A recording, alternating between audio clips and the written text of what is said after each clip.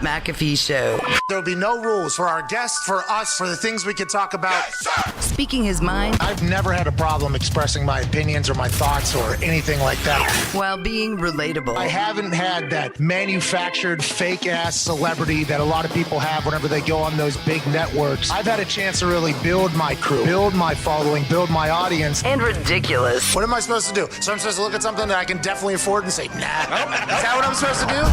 The Pat McAfee Show starts in 3, 2, 1. Good afternoon, beautiful people. It is Fresh Bag Thursday, March 25th, 2021. Today's show is loaded. Kyle Rudolph, who just got paid from the Giants, potentially going in for surgery on his foot at some point in the very near future, will be joining us in about 22 minutes. T.Y. Hilton, fresh off a bag, 1 year, $10 million deal. He'll be joining us in about an hour and 2 minutes. And in the third hour, alongside A.J. Hawk, joining us in about 2 hours and 23 minutes, Justin Simmons, who just became the highest paid safety of the Denver Broncos. It's very Fresh Bag Thursday here on the Pat McAfee. Yeah! Shout out to all these guys getting paid and figuring it all out. Kyle Rudolph is shown in a tuxedo with a bow tie. T.Y. and Justin Simmons in their football uniforms. Interesting decisions by Zito here. I don't know why Zito chose to do that. I couldn't get a jersey swap yet, so I just threw in the old. Respect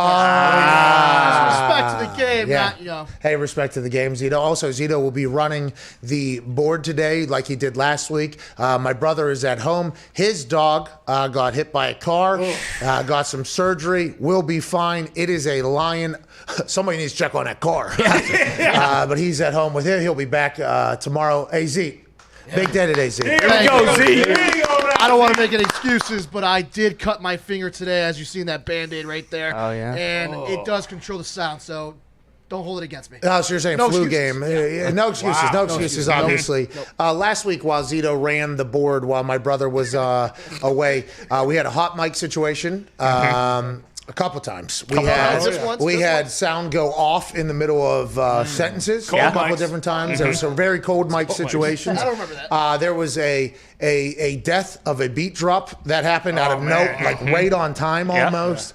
But once he got through those little obstacles, Zito became a great audio person. But if this show stinks audio-wise, it is at Viva La Zito you need to talk to. Mansuri, Foxy, Nick are all back there as well, alongside Billy Tubes. At Ty Schmidt is here. Boston Stooge is here. Tone Diggs is here. And Gumpy is joining us in the room because Zito is doing the audio. I appreciate all you boys here. 1-888-MAD-DOG-6 is the number if you want to call in. We'd love to chat with you. It's going to be tough with 3 guests, so you might be sitting on hold, but everybody knows that post-show hangout sesh, happy hour sesh that happens on youtube.com/The Pat McAfee Show. If you're on hold for 3+ hours, we do appreciate. Normally we answer then. If not, try to get some in the middle of the show today. This Russell Wilson situation is very fascinating to me. This whole thing popped off a few weeks ago. Maybe a couple months ago at this point. Maybe a month and a half ago at this point, where Team 3, which is Russell Wilson's team, they make their first official public statement. We knew Team 3 existed. Okay, we knew we had heard about the $1 million a year in keeping Russell Wilson. We knew we had heard of this team. Okay, we knew that it was somewhere lurking, groundskeepers and chefs and massage therapists and leg cardio doctors and leg doctors, arm doctors, head doctors. Like we know that we knew it existed just strictly because with the interviews about him talking about him caring about his body and investing in his body and then watching him play, it's like, okay, this guy seems to be fully committed to 2 things: his family, right? 3 things: his family, the Lord, and football. Okay. Now, granted, Yankees baseball as well. So 4 things, and then maybe also hosting things. So maybe 5 things. This guy is really focusing. We had heard of Team 3 though existence. Then just a little over a month ago, we should have done the research on when the exact date was. That's on us. Our show does suck though, and that's you're listening to it. But a little over a month ago, Team 3 put out a statement that they were not happy with what the Seattle Seahawks were doing with 3 of Team 3. Now, this wasn't coming from Russell Wilson. Russell Wilson was not saying this. They had a meeting without the three. The team had a meeting, and they decided that they are not thrilled with what the Seattle Seahawks are doing with their guy that they do the team around. Then the next day, or maybe even the same day, he goes on to the Dan Patrick Show. Now, he didn't say anything that was damning of the Seahawks, but he also didn't come out and say, hey, what Team 3 said just hours ago is not true. So then that led to an entire cycle of Russell Wilson isn't happy. Then the offensive line of Seattle got buried. And that led me to think from Team 3, I was like, how is Russell and that offensive line going to get back together whenever he's just publicly burying them? Then more and more continued to happen. His agent comes out and speaks, we have not demanded a trade, but here's 4 teams we would get traded to. Then Russell Wilson and Sierra talk about how much they love Chicago, and there's this whole thing happening. And then anonymous sources are coming out saying Russell Wilson fucking stinks. It's a Pete Carroll run team. There's just a lot of slanderous things going on. And then in a meeting in Fargo, North Dakota, the Seattle Seahawks and the Chicago Bears met, allegedly. Who knows if that was at a Bison Diner or where the hell they were at for that entire meeting, or if it was at the actual pro day. They said, we don't want to do this over Zoom. Let's go and meet somewhere that doesn't have any COVID protocols, really. We'll go to North Dakota. I'd assume North Dakota doesn't have a lot of the COVID, Uncle COVID over there. They've done a great job, I'd assume, strictly because they do social distance over there on a very regular basis. But they go there, try to get a deal done. The Chicago Bears offer a lot. 2 starters, a 3rd rounder, 3 first-rounders. They're like, hey, we want to get him over there. They turned that down. They signed Andy Dalton. The Chicago Bears fans thought they had Russell Wilson. Now they have Andy Dalton. All hell's breaking loose in Chicago. Now this morning, and we assumed that the Russell Wilson saga was over there because publicly they turned down a great offer. Yeah. 3 1s, a 3rd, 2 starters, which we all believe now are 2 very Fuller and Akeem Hicks. Akeem Hicks, 2 great players. That's who everybody's assuming were the 2 starters. So if the Seattle Seahawks looked at that, that means they're definitely thinking about trading Russell Wilson, but they turned down a great offer. So everybody automatically assumed, oh, the Russell Wilson trade saga is over. No, no, no. Whoa. Listen, Shefty reported shortly after the Andy Dalton signing, maybe the next day, and said, hey, do not think that this rules out the Russell Wilson situation. It almost felt as if Chicago had to get a quarterback because they weren't 100% sure whether or not they're going to be able to get Russell Wilson. And they're like, all right, we'll go back to the drawing board. Okay, so they go back. Hey, we appreciate you, Schneider. John Schneider. Yeah. We appreciate you, Schneider. We're going to go back to the drum board, but we need a fucking quarterback if this doesn't work out. Andy Dalton's here. We'll get him, whatever it is. So Schefter kind of alluded to the fact that until draft day happens and we see what the Seattle Seahawks do, there's no real closure on Russell Wilson potentially being traded even to the Chicago Bears again. Like even maybe to the Chicago Bears after this whole thing, which led us to be like, damn, all right. So if 3 1s, a 3rd, and 2 starters that are, we assume, are high quality starters in Fuller and Akeem there, then what are the Chicago Bears going to be able to offer, especially if we know that Nagy and Pace are potentially on their last year? Is the owner just going to let them give 4 years into the future? You're allowed to do whatever you want, even though you might not even be the quarterback 4 years, or the coaches 4 years in the future. So it was all kind of like, convoluted. You know what I mean? It was all kind of convoluted. And then this morning, Diana Rossini goes on Get Up, and she's like, listen, everything you heard is still real. Russell Wilson's team, from her sources on Get Up, she said, Russell Wilson's team, not happy with what the Seattle Seahawks did this free agency. 75 to 80% of that offensive line that he doesn't like are coming back. So all these things are still being said, still once traded. And even though his agent, and he gave permission to his agent to allow 4 teams to be announced as possible trade locations, Diana Rossini said he's open to other teams as well. Oh. And then allegedly Russell Wilson's been lobbying for Antonio Brown. That's not going to happen. It feels like everything we thought was happening behind closed doors in this Real Housewives of Seattle situation with Russell Wilson, Pete Carroll, and the Seahawks and everything, it feels like it's all the way back.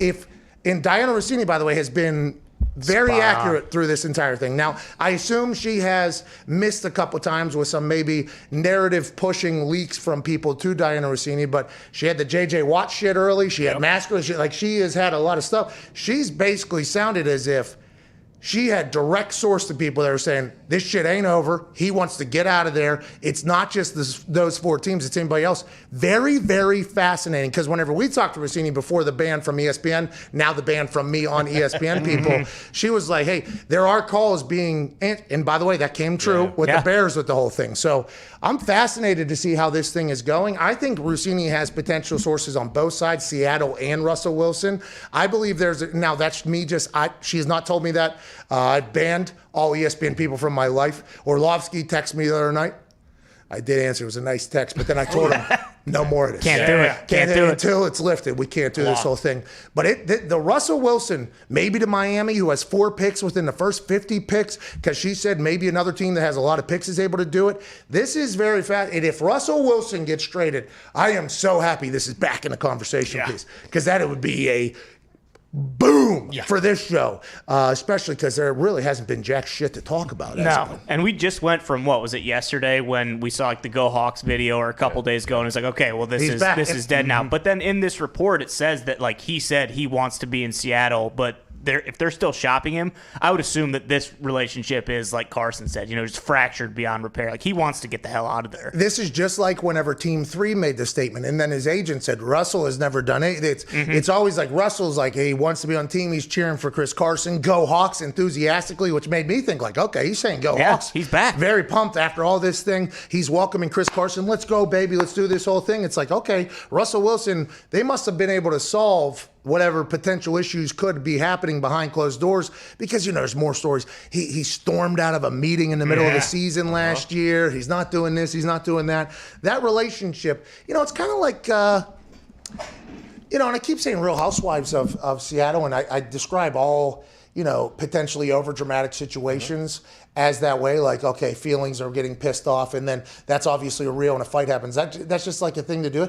But this is like a reality relationship, though. Oh, yeah.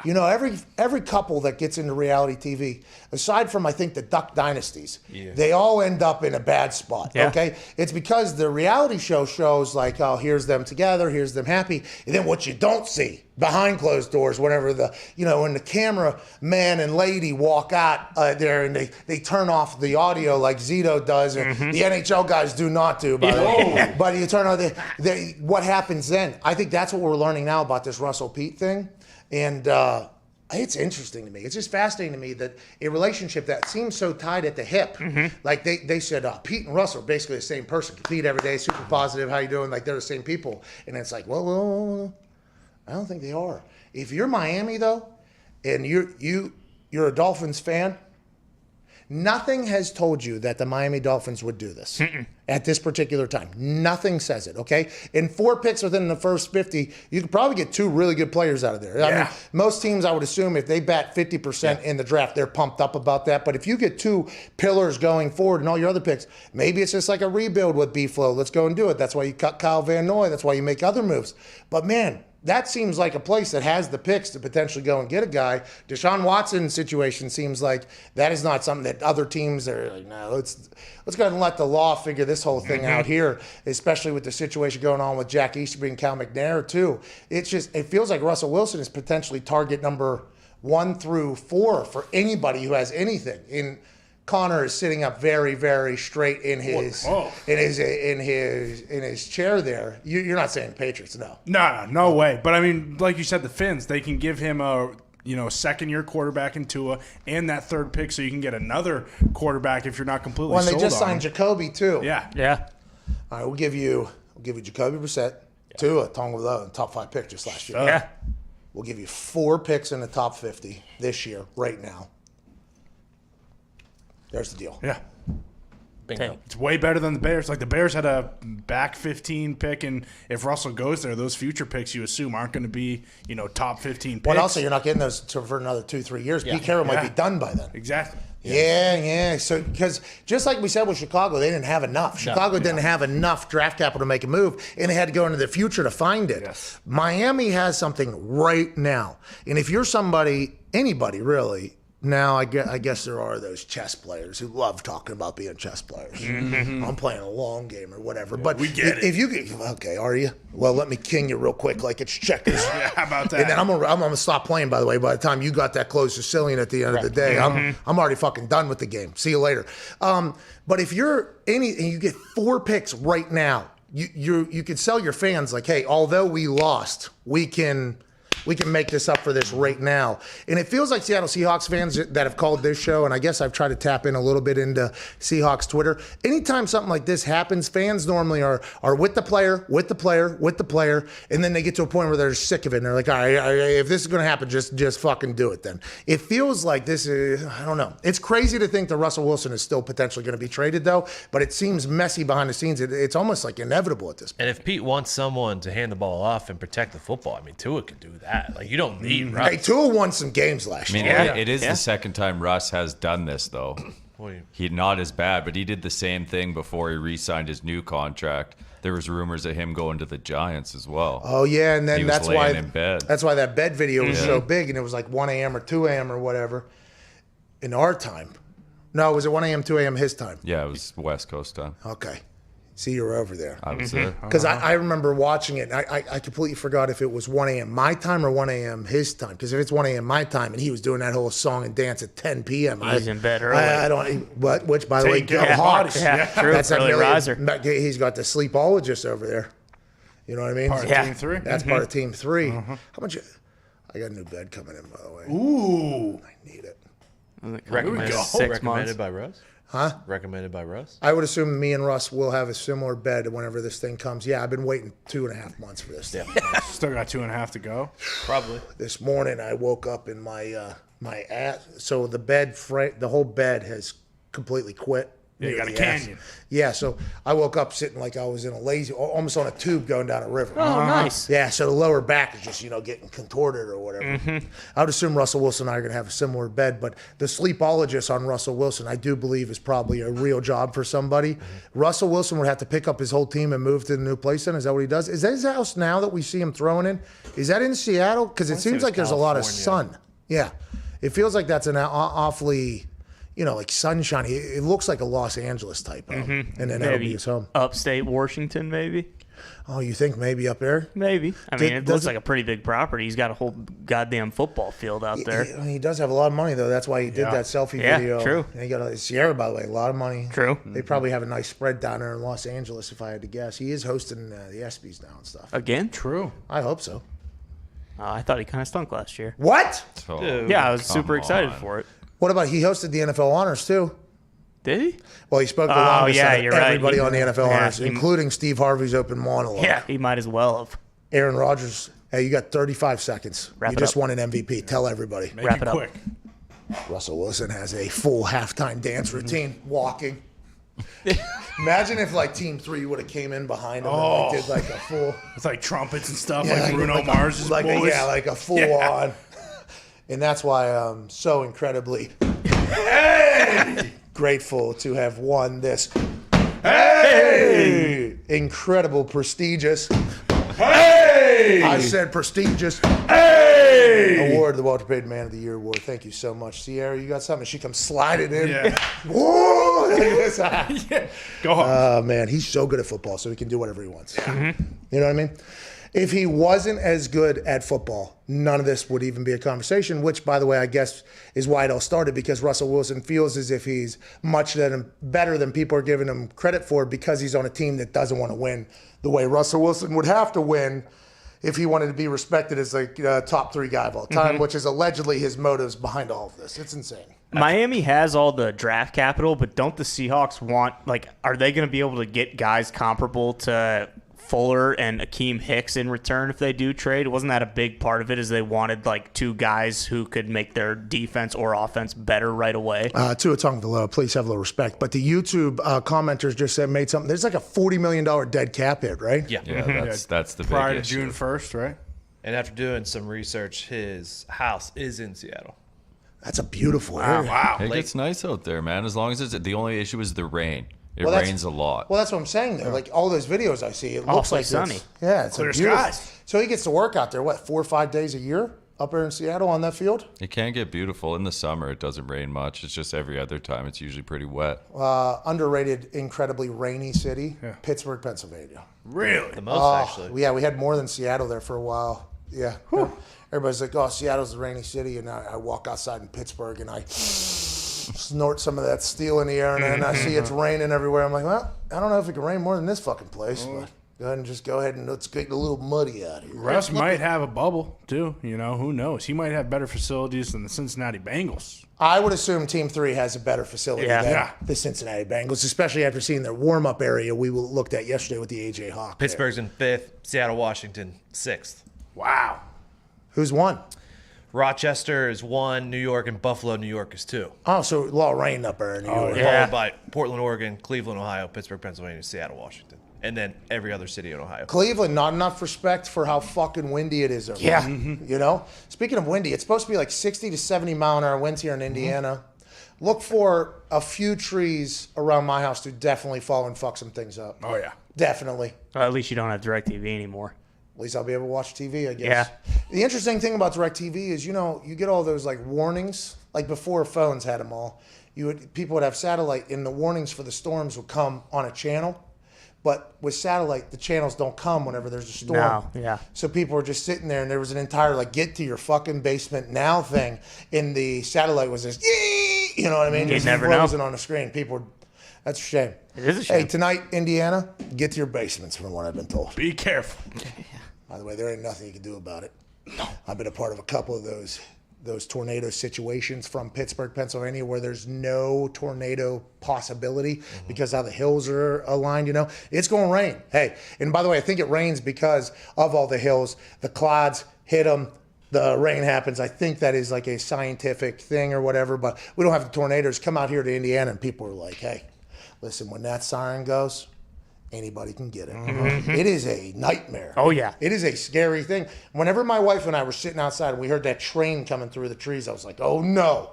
And I was like, please don't hit us, right? I didn't point at any neighbors. You know what I mean? I didn't say, do that. But you do hope, it feels like this is going to hit somebody. Maybe the wind blows it that way. Yeah. What's the poll for today? Russ Bus? Oh, I thought that's on me. I know I stole my job when I'm back here. All last week I didn't do it. But hey, today's poll is Russell Wilson's time in Seattle dead? Don't want to hear it. Go Hawks, 44%. Don't want to hear it. Don't want to hear it. Just do the audio, Zeke. Don't talk. Don't do anything, Zeke. Mike's off. No excuses, Zeke. No excuses. Is Russell Wilson? Can you turn the music up though? Yeah. Thanks, sir. Hey, you doing a good job back there. Had a baby, Zeke. How you doing, Zeke? I thought you told me to turn my mic off. See. Is Russell Wilson's time in Seattle dead? Dead! 56%. Go Hawks, 44%. That's interesting. Hey, where's he going to go? That's $40 million cap hit to the Seattle Seahawks saying, yeah, we want him out of here. By the way, 4 picks in the top 50, cheapest guys you can possibly get if you were to have to take a $40 billion cap hit on a guy that's not there. What's the next year after next year? We'll get to a break. Kyle Rudolph's on the other side. We'll probably never talk about this again. We got 10 hours of conversations about to take place. This is the Pat McAfee Show, Thursday, March 25th, 2021. Kyle Rudolph on the other side. There's a little bit of drama there with his contract. Oh, yeah. Can't wait to chat. Can't wait to chat with him. We'll be back in about 4 minutes. Cheers.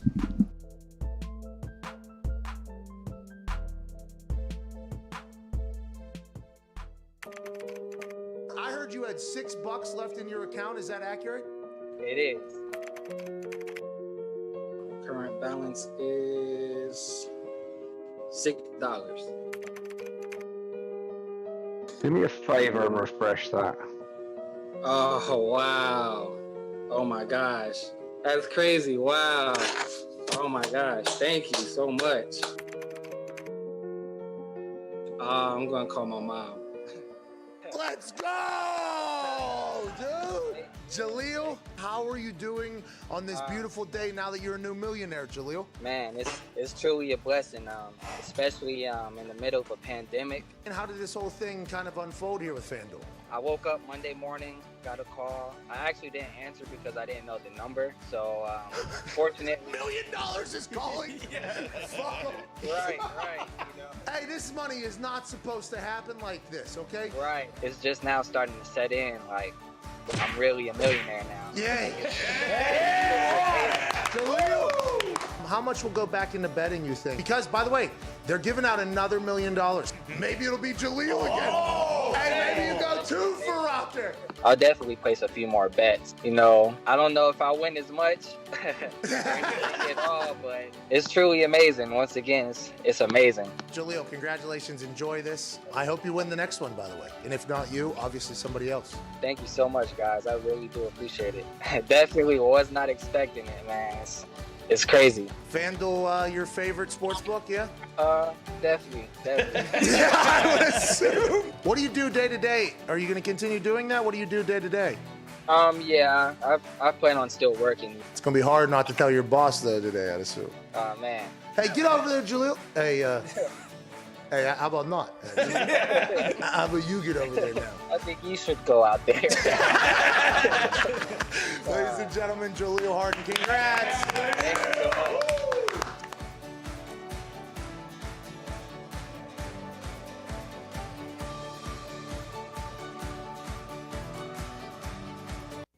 Look, I don't understand the whole legal gambling thing. I've been gambling illegally my whole life. I don't get what you mean by FanDuel Sportsbook. Dude, illegal gambling is done. It stinks. Legal gambling is the greatest thing of all time. FanDuel Sportsbook has so many good bets. They even refund bets that they think didn't deserve to lose. They got all the spreads. They got same game parlays. You have to start gambling on FanDuel Sportsbook if you're in a legal state. And that's not the only thing. They make it so easy to withdraw and deposit money. You can just link your bank, deposit whatever you want, withdraw whatever you want, whenever you want. Yes, I mean, this please. truly is the greatest sports gambling app out there. He's right about the banking. It is the greatest, but you really don't understand the bets that this sports book has. They have in-game bets. They have in-game parlays, and he said it, but I'm going to say it again. The odds at this place are the best, and once you download FanDuel Sportsbook, we are going to take all of their money. All of their money. Right? FanDuel! FanDuel! FanDuel! FanDuel! FanDuel! FanDuel!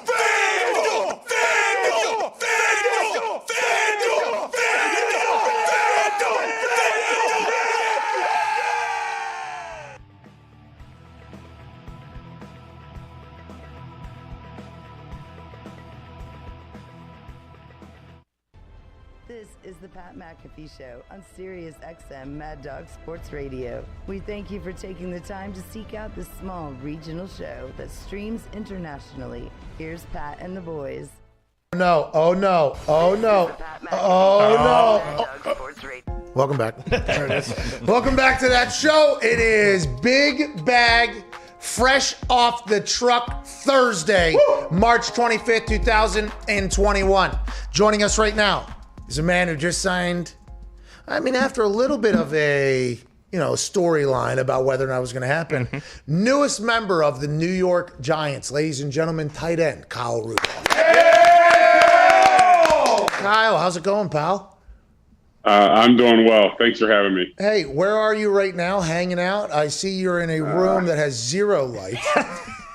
I'm up in Minnesota at home. So we got back home from New York yesterday. How was the trip to New York? It was pretty eventful from what I heard on the other side of the Twitterverse here. It was certainly more eventful than I thought it was going to be. You sign contracts and you have your routine physical that, nothing really ever comes about from. And, I had the foot injury during the season that cost me to miss the last 4 games. And, I didn't need surgery at the time. It was something that was going to heal on its own. And, here I was the last 2 weeks, 3 weeks, running and training and doing everything completely normal. My foot didn't feel any different. But after some pictures in that physical, they realized that it's gonna need to get cleaned up a little bit. But it's a blessing in disguise, because had I not signed with a new team and had a physical in March, we don't have our physicals usually until you go back for training camp, and we would have had no idea that my foot even had an issue, and I could have just trained all off season or gone to training camp and potentially made it a lot worse. So I'm glad I'm just able to get it fixed now in March, and I'll be ready to go when it's time to play football. Well, a couple things. Congratulations on the contract. Yeah. Thank awesome. you. Very awesome. Okay, very happy Thank for you. you. I think what the Giants are doing right now seems like they're going all in. I enjoy that a lot. Giants fans have to love it. You don't know this yet. You haven't got to experience it. But that division stinks, Kyle. You might have 70,000 yards next year. Can't wait to watch it. But you're right about that blessing in disguise thing, because I assume at this age, right, in the NFL, there are things that are sore on you, but you've had conversations with people that are like, you can't hurt it worse. It's going to hurt. You just keep it moving there. Now, was there an actual conversation or a thought? Because publicly it was like, whoa, this deal, because of the physical, might fall through. Did it ever feel like that through the entire thing after the pictures were sent? Or were the Giants basically like, let's look at this a little bit more, but we feel pretty good about everything? No, the conversations were never, is the deal on and off the table. It was, do you have to have your foot fixed now or not? And, that was really the uncertainty, because, a joint in your foot is not like an ACL. If you throw an ACL MRI up there on the screen and the ACL's torn, you have to fix it. There are certain things that some people would say, yeah, I think you should fix that, or no, I think it'll be fine. You'll be okay. So it was more just the predictability of, do we fix this or not? And if so, like, we need to move forward and make that happen. So that was more the discussions. I went out to dinner with some of the Giants people on Tuesday night, and, never was I like, oh man, like, I'm not going to have a contract anymore. Okay. Good. So yeah, we just pretty much spent all day Tuesday calling doctors and getting opinions, trying to figure out what to do. Okay, because outside looking in, it felt as if there was a chance. Now, it didn't feel like a big chance, but it was like, oh, hold on, this Kyle Rudolph Giants thing might not happen. It's nice to know that the Giants were never felt like that. Have you gotten a chance? I assume you said you went to dinner. Was Joe Judge involved in that? I've only seen Joe Judge recover a fumble in training camp in the mud. And then now, with the way that whole thing is going, what was the pitch basically for the Giants? Because a lot of free agents are signing there. They're re-signing their own guys. What was the conversation about what the Giants' future is going to look like, and why are you excited aside from the cash? Hey. Aside from the cash, though, what is the thought of what the Giants are going to be, and what are they telling people that whenever they get in the building? Well, so I talked to Coach Joe Judge on the phone, really like right in the middle of the free agent process. And, I probably spent 25, 30 minutes just chatting with him, getting to know one another all the way back to, his high school sport days in Philly, where I grew up, his coaching path, and kind of what are his beliefs? How does he want to build this thing? And, once I hung up the phone with him, I knew that this was the place that I needed to go to. Yes, I'm an older guy in the league, but at the same time, I don't foresee the end of my career here in the near future. I'd love to play for another 5, 6, 7 years. And when I see the way that he's building this organization in New York, and like you said, the pieces that are being brought in this year, keeping their own guys there, building around the young quarterback that's extremely talented, I see this as a great opportunity for me for the next however many years. And obviously then you take Coach Joe Judge and his culture and the way that he's building things, and you add an offensive coordinator like Jason Garrett, the success that he had in Dallas with a pretty good tight end that played well into his 30s as well. Yeah, terrible commentator. He knows how to use a tight end that's old and slow like myself. So I'm looking forward to being in that system. Hey, how about Jason Witten? People forgetting how damn good he was at football because of that 1 year run in Monday Night Football. Like that was, people forgot he had to get back out there. Like the Witten team was like, hey man, we got to gotta play another people have forgot how good you are. He's unbelievable at football, and that offense was beautiful to watch, both with Tony and Dak. And then obviously when he went out to the Raiders there, 5, 6, 7 more years, I think is possible, especially now that he doesn't have that busted ass foot. Yeah. You know what I mean? That busted ass. That's why I got to fix it. Have you talked to the young quarterback that has a lot of, it seems like his upside is there. I mean, he reminds me a lot of, and this is going to sound so stupid because I think a lot of people have said it and it's not very original or whatever, but when you see him start to run, now I'm not going to say he's the same player as Andrew Luck. Andrew Luck, his rookie year, was an NFL vet already. It was just a whole different thing. But his body, his size, it feels like his will, his arm, arm. It's all there. It's just, can they keep him alive long enough to make the plays? Have you talked to him? What has been your experience with him? What are your first thoughts on him? And also Saquon, have you gotten a chance? Because there's some superstars on that Giants team that you just got added to as well. Absolutely. I got to talk to Daniel over the weekend, and first of all, I didn't realize how young he was. He's only 23 years old, and I just assumed he was a 4 or 5 year guy at Duke, and then obviously he's been in the league now, going on his third year. We went up 2 years ago and played against the Giants, and I remember watching him in that game and some of the throws that he made. I remember talking to some of our defensive guys like Everson Griffin, Harrison Smith. They were like, dude, this quarterback's got some juice to him. He's a stud. And then you watch him kind of over the last 2 years, and you said it, he's got all the intangibles to be an Andrew Luck type quarterback. Hopefully we put a bunch of pieces around him and we can take some of the pressure off of him, let him just go out there and play with confidence and let all those attributes and abilities take over. And then you mentioned Saquon. I haven't talked to Saquon yet, but I would like to think now this will be my 11th year, and I've probably blocked for 3 Hall of Fame running backs in a row. I mean, going Adrian Dalvin certainly off to a hot start in his career, and you look what Saquon's done throughout his first couple years. So as a pretty average blocker, it's always good to have unbelievable running backs running behind you. Hold on. I heard the quote. I heard that the Vikings, the change of the system was another blessing in disguise for you, because you were forced to almost get better at blocking. Look at you. You got to get out there and set your feet, huh?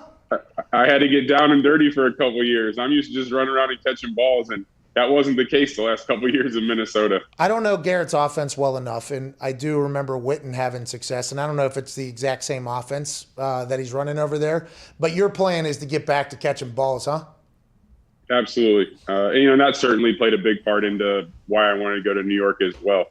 I feel like I have a lot left to offer in that aspect of the game. But at the same time, now over the last 2 years, I've figured out this blocking thing a little bit, and I can certainly help on first and second down, be out there, just like I said, when you block for a guy like Saquon Barkley, it doesn't take much, and he's going to hit a home run every time. Yeah, he's gone. He is explosive. The Giants missed him mightily last year, I assume, in the locker room and also on the field. You had that tiptoe, nimble big guy catch in the back of the end zone, if I do recall, right? You still got a little in there, huh? I like to think I still got a little bit, but, that was the only ball that came to me in the end zone last year, so I had to make sure I caught it. Oh, my God. This might never happen again. Let me go ahead and figure this out. Hey, who cares where it's at? I got to grab it. How long is the recovery for that foot? Just a couple months. Like I said, we're just cleaning something up, and I shouldn't miss any football stuff. I'm looking forward to getting back out on the field there when we start going training camp into the regular season. Well, okay, you said training camp going into the regular season. I won't miss any football stuff. I guess there's a big conversation right now. You're an OG in the league now at this point in year 11. You're probably a part of this conversation. NFLPA, NFL having conversations about the offseason remaining what it was last year. Like, hey, a lot of guys are like, okay, I tried it one time without it. It was like the lockout year was the best. Like I remember wanting a lockout every year. And now, granted, going to a new team, a new offense, I would assume reps in meetings and everything like that's going to help. Your thoughts on I don't want you to say like, I think this is the right way or this way. Do you think there's a chance though that off seasons going forward are going to be much more like what we saw last year from the conversations you're hearing amongst the NFLPA, or do you think the NFL is going to win that and say we need you back in the building? Well, I'm not in any of the PA conversations, but I understand the young player side, and obviously I see the perspective as an 11-year vet side. The thing that I would say, if we were to have last year's off season, hopefully we can at least have some preseason games. Those preseason games are far more important to younger guys who that's their resume. What you put on tape in those 2-3 preseason games that you get to play in, that's not only your resume for the team you're currently on, but for the other 31 teams as well to evaluate you. But I will say for young guys, the setup that we had last year with kind of the virtual meetings for a few weeks, and then a couple of weeks leading into training camp was like, all right, they called them, they were almost phase 1 and phase 2 of the old off-season program, OTAs type stuff. Yeah, classroom. In my opinion, classroom yeah, cardio. in my opinion, it helped bring young guys along so much quicker than, hey, we're going to bring you in for rookie minicamp. We're going to give you an hour install. We're going to throw you on the field with a bunch of Tommy tryhards that are trying to prove to the NFL scouts that they need to be out there when 50 out of the 60 guys aren't going to be on the roster the next week. And then the next thing that they happen is they get thrown on the roster with a bunch of vets, and then they're around vets at practice. And I just think the setup last year where by the time we hit the field in late July, these rookies had gone through an install 3-4 times and they hit the ground running.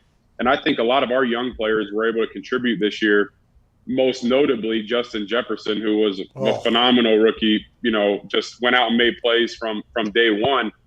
And I'm not saying that Justin wouldn't have had a great year. I just think when we showed up in July, he was ready to roll. And, it was almost allowed his natural ability to take over because he wasn't grinding through all these installs and thinking about, the nuances of an offense. He had already been through it 3 or 4 times. So I think there are good things from both a young player and an old player's perspective with last year's offseason. I would like to see preseason games, especially for the young guys, because that's their resume. That's their only opportunity to show what they got. What a hero. Let's go. Hey, it's bigger than him, Kyle says. Yeah. This is bigger than me. All right, it's bigger than me, Kyle. Well, trust me, I love the offseason too. I don't have to show up till mid-July. I can really – well, not this year. My golf game just got destroyed for the next couple months. But normally I'd play a lot of golf. I was gonna say you went to Notre Dame, so I assume you're now. Granted, I watched that admission scandal. That means nothing, I guess, at this point. Where it doesn't matter where you went to. Did you see that doc? I haven't seen it, but I know what you're talking about. Oh wait, you got to. Let's be honest. The only reason I went to Notre Dame was because of football. Okay. Well, there's a lot of people that gone to a lot of schools for sports that they had no idea even existed before they got a scholarship for said sport. It just seems one of those things. Learning a new offense, though, anything for you? Or have you? I assume you already have the iPad. You're already looking into it. Is there anything? Playing for a defensive coach for 10 years. My first 3 years I played for Leslie Frazier, and then the last 7, Coach Zimmer. This is my 6th offensive coordinator in 6 years, so it's just kind of like this is what we do in the off season. You learn a new offense. So now I'll have quite a few more new teammates than I've had the last few years. But in terms of learning a new offense, learning a new system, it's just the 6th year in a row that I'm going through it. Some people are saying that Kyle is potentially a big dumb dipshit. Turns out that's not that's not the case at all. Nope. This guy has 6 offenses already in 10 years. Unbelievable. Wow. Hey, your statement there about playing for a defensive coach, having different coordinators is so interesting and fascinating. And while you were saying it, I was like, oh yeah, that probably is the case. When the defensive guy's in charge, it's like, hey, that offense needs to be better. We need to do that whole thing. Probably much more likely than if an offensive guy's in charge, like, hey, our defense is letting us down. That's kind of like a natural human instinct in this entire thing. Fascinated by it all. What do you have, Connor? Yeah, Kyle, there was a report last year that Joe Judge went up against the offensive line coach Colombo and that they threw hands. Based on your conversation, that was debunked by most parties that were around, but that was a conversation at one point. Yeah, based on your conversation with him, talking about playing sports back in the day, do you think Joe Judge is someone who would go up against somebody who has 100 pounds, maybe 4 inches on him? No, I never realized until I sat down in his office yesterday and got to spend some time with him. He's a big dude, and I could see it. I mean, he's a big dude, and he's fiery. I love his energy. I love what he brings to the table, his attitude. Obviously, Pat, you referenced the video of him diving on the football in the mud in training camp, and I think he's a perfect combination of he's got the old school mentality. He's an old school coach. You're going to go out there and work, but at the same time, he has enough of this, new school recovery. Let's take care of the guys in his mentality that it's kind of like the perfect combination. So again, I'm fired up to get up there. Can't wait to go to work. Did he say anything about that watch that you just flexed on the camera right there? It's fake. Nice. Hey, me too. Me too. You know what I mean? Me as well, pal. But when nobody asks you if it's fake when you're a professional football player. They just assume it's real. I've told this story before. I had these massive, obnoxious earrings I wore in college. As soon as I get in the NFL, same exact earrings, same exact group of friends. How much are those? It's like, these are the same shitty-ass Claire's earrings. This is the same one. And especially when every contract that you have is very public. Like, for instance, we knew exactly how much money you were making, when you're making it, and everything like that. It's a much different world. Yes. Yeah, exactly. What do you have, Diggs? Kyle, have you talked to Evan Ingram yet and told him that, hey, he's going to have to move to wide receiver? There's a new tight end in town? Yeah, I talked to Evan a little bit yesterday, and I mean, that's what Evan does best. I mean, he does things that I would never imagine doing out there on the field, and he's phenomenally talented at being a pass catcher. And like I said, I think at one point last year they even gave him a handoff. Like, you taking any handoffs? I've never gotten a handoff. Oh, they would put me at fullback maybe and be like, all right, you're the lead blocker, but we are never handing you the football. So he has a completely different skill set than I do. And he's a Pro Bowler. Voted in last year to the Pro Bowler. So extremely talented, just another weapon on this offense. And I think our styles can really complement one another because we are completely different. Did you talk to Jason Garrett? I did. So Jason went to dinner with us the other night. And, Was he doing he's this? as good as they come. Yeah, he's good. Was he doing this? I didn't see any of that, no. Oh, okay, that's good. That's great news, by the way, because in Dallas, now that we're learning more about what potentially happens behind the scenes, he had to go out there and literally just kind of, okay, all right, for a long time. And I think he was maybe misjudged for a long time, kind of like what's potentially happening with Bill O'Brien in Houston and everything like that. What is he like as a dude? Seems like a genuine good guy, huh? Yeah, great dude. I really, really enjoyed, both my phone call with him before I signed and then dinner the other night. Just extremely down to earth. And obviously he's been at it for a long time as a player and as a coach, and had all kinds of unbelievable stories of, obviously Jason Witten, the guy that played my position that we talked about before. But just, all of his years, both as a player and as a coach. And, I really enjoyed just hanging out, having dinner with him and talking football. What'd you guys eat? We went to an Italian place. Oh, Jesse? It was unbelievable. So it was north of the city in Rye, which is about 40 minutes north of Manhattan. But that's one of our family friends lives up there. And like you said, that's. Yeah. But it was a cool little town, an unbelievable restaurant. The chef, huge Giants fan. So it was a ton of fun. Chicken parm? Will we go chicken parm? We go a little pasta?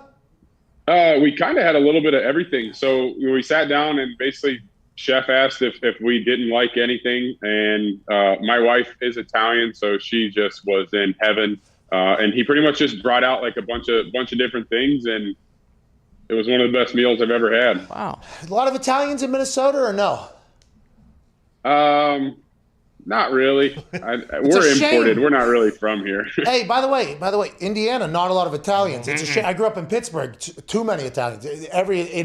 You don't realize what the Italians bring to the city until you go to like Indiana, where there's no Italians. It's like, can I get some chicken parm from a place? And then you're like, yeah, you got Puccini's or whatever. It's a drive-thru. It's like, it's still going to be good. But the Italians over there in Jersey, your wife is going to be thrilled to be back. The energy, the hands, oh my God, the culture, everything. Ty, what do you have? Kyle, you mentioned a couple of your previous coaches. What was your relationship with Kevin Stefanski like? And because you saw guys going all the time, did you know like mid-year, like, oh, okay, this guy's probably not going to be around for much longer? Yeah, totally. I mean, I saw Kevin climb the ladder as quick as anyone in that industry. He went from when I got here as a rookie, we were both about as low as it gets on the totem pole. I was a rookie and he was the head coach's assistant. And then a couple years later, that job stinks. Head coach's assistant. Yeah. You're making copies and making copies and getting copies for everybody. That's pretty much your job full time. And then, he works his way up. He becomes the assistant quarterback coach. And then, so after Coach Frazier got fired, they hired Coach Zimmer. Coach Zimmer made him the tight end coach. So I had him in my room for 2 years. Oh. And then it was straight, he went from tight end room to running back room. So unbelievable upgrade. He got to coach Adrian Peterson. So obviously that made him look good. And then he went from Adrian in the running back room to the quarterback room. And he was only in the quarterback room for 1 year. And then he's offensive coordinator. And at that point, he's on the fast track, and I'm not surprised by his success. When he took over our room as a coordinator and he was in charge of the room, running meetings, you could just see a calm, cool demeanor about him. Like he just, he was a high school player in Philly, played at Penn. His dad's unbelievably successful as a GM in the NBA. Like you could just tell nothing was too big for him. He was calm, cool. He knew how to run a room. And you knew he was going to be a head coach really quickly. The dog pound has to be so thrilled. Freddie Kitchen was running draws on 4th and 15. Mm-hmm. Then Stefanski comes. That was Freddie's tight end coach. His coach for the Giants. Yeah. Oh shit. That's on me. I just saw Freddie yesterday. Good guy. Good guy. Good dude. Like him? That's on me, Freddie. Hey, listen, there's probably things that I didn't know. Love you, Freddie. Thank you, Freddie. Love you. All right. Hey, listen, good luck. This was going very well. That's on me. I forgot about that move. I love Freddie. Hey, listen, I'm a big Freddie. Hey, we can pivot. 4 years ago to the day we were partying in Vegas together. So we'll change the subject real quick. Hey, great time in Vegas, by the way. March Madness, absolutely. Hey, March Madness. Notre Dame stinks, huh? Oh yeah, they're terrible. What's that all about, dude? It was a rough year. Notre Dame basketball. Obviously I follow Notre Dame basketball that's where I went to school. But then my family all has season tickets down in Lexington. My mom's one of 11, born and raised in Kentucky. So, that was terrible. Oh, not good at all. Not good at all. So it was a rough year. I joked around. I'm like, if I filled out a bracket right now, I might as well fill out the European Cricket League bracket. Like I have no idea what's going on in college basketball. I know nothing. You're not the only one. We all lost massive amounts of money. I mean, massive amounts of money over here because the little piece of Vegas has moved to Indiana into sports gambling, and this college March Madness thing has been just, befuddling. But the good thing about the Kentucky squad in Big Blue Nation, Calipari didn't come out early when he knew their team was going to stink and say, let's not have a season. Yeah. Coach K did do that. Yeah, that's Coach K was like, we don't even want to, let's not have a season because our team's going to stink. Calipari took it right in the chop. So I kind of respect that out of him. Yeah, no, they certainly did not have a good year, but he does it. Most of the time they have a ton of talent and they put the pieces together, but you look at those teams almost every year, they take it on the chops early in the year, but most of the time they figure it out. And this year there was no figuring it out. It was a tough year for Big Blue Nation and the Cats. They're already looking forward to next year. The cavalry was not coming over the hill. No. Who's that lady, the famous actress lady? She's Ashley Judd. Ashley Judd, yeah. She always has that March Madness moment where inevitable heartbreak comes or whatever. Yep. No. Anyways, I can't wait to do that to Kyle Rudolph now that I know he's a big Kentucky Wildcat. Good luck in New York. Good luck with recovery. We appreciate you joining us, and congrats on everything, man. Thanks, guys. I appreciate it. It's always fun chatting with you. You gonna get a big old house in Jersey, so you have some trees like you got back there in Minnesota, or what are you gonna? No, you can have a lot more room up here in Minnesota. In Jersey, we ain't getting no trees. Hey, Zillow in Jersey and New York is no fun. Indiana, Minnesota, Zillow is a great time. What do you have, Z? You could buy Tony Soprano's house. It's for sale right now. That'd be awesome. Go ahead and make that happen, Kyle. Become the best player in the NFL overnight. Yeah. Ladies and gentlemen, Kyle Rudolph. Hey, his wife's Italian. I assume somebody knows somebody. Yeah. You know what I mean? That's just kind of how the Italians operate. Dream. What's that, Tony Soprano's house? Tony's house. Nice house. Walk down the driveway every morning in the robe to get the newspaper. Did you live in Tony Soprano's house? Has to happen. Has to. That sounds like a retirement plan. Yep. How about the Giants were never going to pull it? That's awesome. That's very nice of the Giants.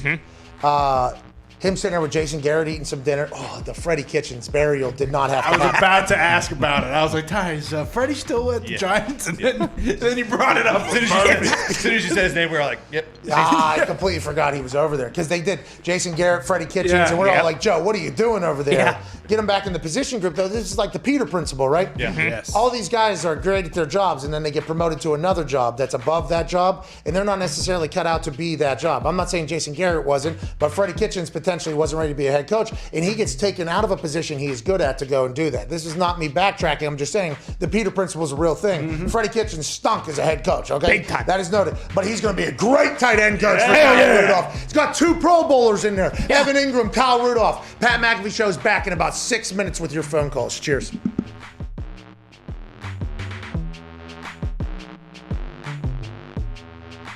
I just saw a picture of you getting out of, I think, a 757 that was from Jim Irsay. What was that, and have you ever been in that plane before?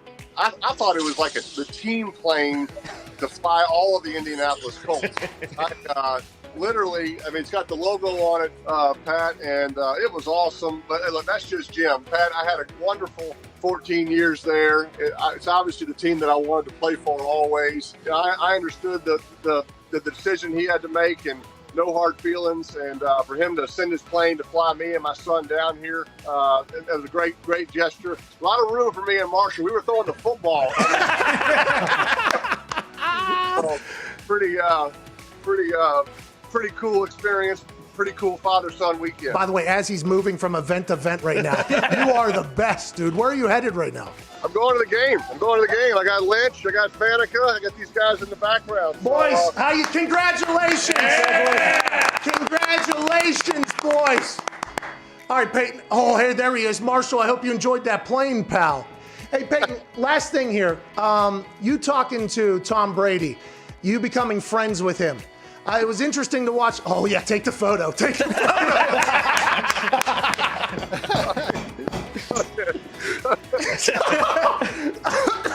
All right, we will wrap this up. Well, I'll tell you, Pat, I don't think anybody can do what Tom has done. Look, I know how hard it was for me to get on the same page with my receivers, learn a new system, learn new coaches. But I had a full off season. I was injured. I was rehabbing. The fact that Tom has done this in a COVID pandemic off season, no time to meet with his receivers. He met with his coaches illegally by breaking into Byron Leftwich's house. So besides that, it's been incredible what he's been able to accomplish, and he deserves all the credit. His leadership is what's put the Bucs in this game today, and I have great respect for him because I know how hard it is, but he deserves all the credit. Hey, how did you know Red 18 was coming? Pat, I mean, I can't tell you how much I appreciate you telling that story and just growing the legend. That was about the 18th time I tried it. I was 17 going into that. And, you know, when it doesn't hit, you just keep walking and nobody ever really tells you about it. So when it hit, I was as surprised as you were. And the reaction from some of the good old folks there in the casino that night was pretty special. Well, I appreciate you doing that. You made me and those folks in the casino a bunch of money. Congrats on the Hall of Fame nod. Thank you for spending time. Enjoy yourself at the game, Peyton. Pat, thanks, pal. I appreciate you. The Sheriff, Hall of Famer, Peyton Manning.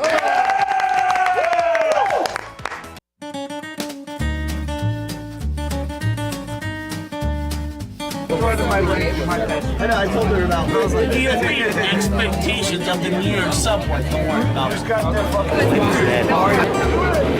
Oh, hey, yo. Documentary type thing?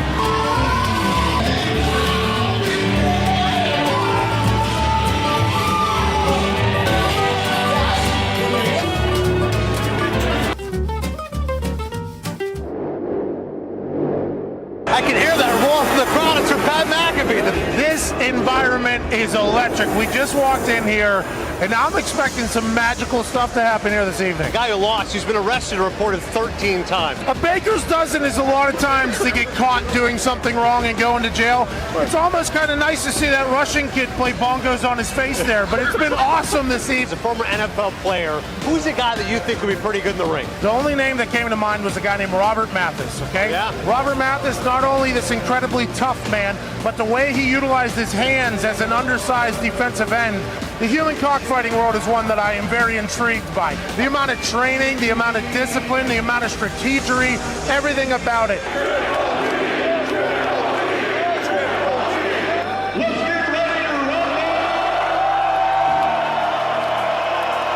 The dude's got cinder blocks attached to his wrist. I think tonight is going to be a big night against Tarasenko. I was going to say it 3 different ways. Tarasenko.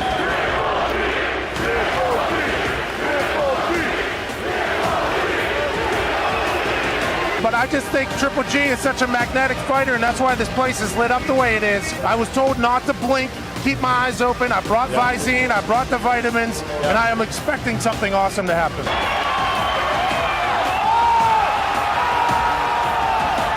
The winner by unanimous decision.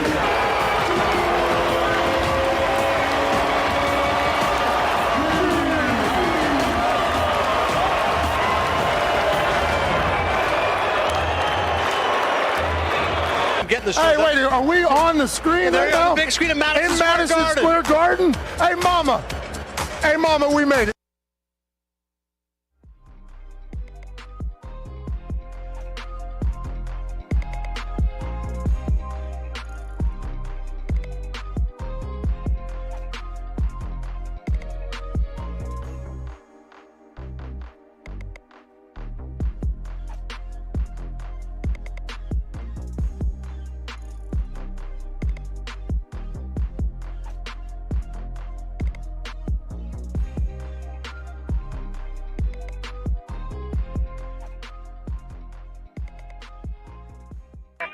The Pat McAfee Show. There'll be no rules for our guests, for us, for the things we can talk about. Yes, speaking his mind. I've never had a problem expressing my opinions or my thoughts or anything like that. While being relatable. I haven't had that manufactured fake-ass celebrity that a lot of people have whenever they go on those big networks. I've had a chance to really build my crew, build my following, build my audience. And ridiculous. What am I supposed to do? So I'm supposed to look at something that I can definitely afford and say, nah. Is that what I'm supposed to do? The Pat McAfee Show starts in 3, 2, 1. Welcome back to that show. Fresh Big Bag Thursday, March 25th, 2021, years after zero. Also, NBA trade deadline day. Ooh. Yeah, hour 2 will begin immediately following this beat drop. There it is. Here we go. There's some names floated out there in the NBA that could be having new homes. That's always exciting. Trade deadline is actually one of the exciting days of the NBA. Bless you. God bless. Thank you. All right. Had a little bit of one of those things, scratch and throw. Mm-hmm. Oh, sure. Oh. Yeah, get some scratch. Snort it. It's gone. Good squirt. I mean, it tastes like soap. Really? It is not an enjoyable thing, but boy, it makes you feel good. But NBA trade deadline day is one of those days where you're actually kind of excited about what could potentially pop off. Now, the Indiana Pacers are not very active in this thing, but in the NBA, the thing that is kind of intriguing about it is that big name players are going to go try and play with other big name players. Feels like the players have much more control in the NBA than any other league on earth, maybe any other business on earth. JJ Redick is allegedly negotiating his own buyout from New Orleans so he can go join the Brooklyn Nets just weeks after Blake Griffin did the same exact thing to get out of Detroit. Hey, listen, boys, I'm getting older. This team stinks. There's something awesome in Brooklyn. I'd like to go up there. You can't do it. All right, let's negotiate. How much can I pay you to get the fuck out of here? Blake Griffin, I believe, was $7 million or something like that. He paid back to the Pistons to leave to go and end up at the Brooklyn Nets. JJ Redick's doing the same thing. JJ, by the way, great businessman, has his own podcast, has a lot of things off. He's sitting down with Pelicans ownership, who also owns the Saints, and saying, listen, I know you guys got a lot of problems over there on the Saints. Let me take some money out of the books here. Let's do a little bit of a buyout. Let me go play with a team that potentially is going to win this whole thing. Now, that is a bummer for me, though. I'm a big Zion guy. Oh, yeah. I love Zion. Can we get him out of there then if JJ Redick? Now listen, nothing but love for the Pelicans, but I would like Zion to be on primetime television every single night. Let's get him to the Brooklyn Nets. Let's get him to the Lakers. Ooh. Let's get him to a team that is on primetime. Let's get him some championships too. This kid needs to be in the finals. Yeah. This guy needs to start doing some things, really build up. If the Pelicans cared about Zion at all, they would not allow JJ Redick to leave, and they would start asking for people to buy out of other teams to get down to play with Zion.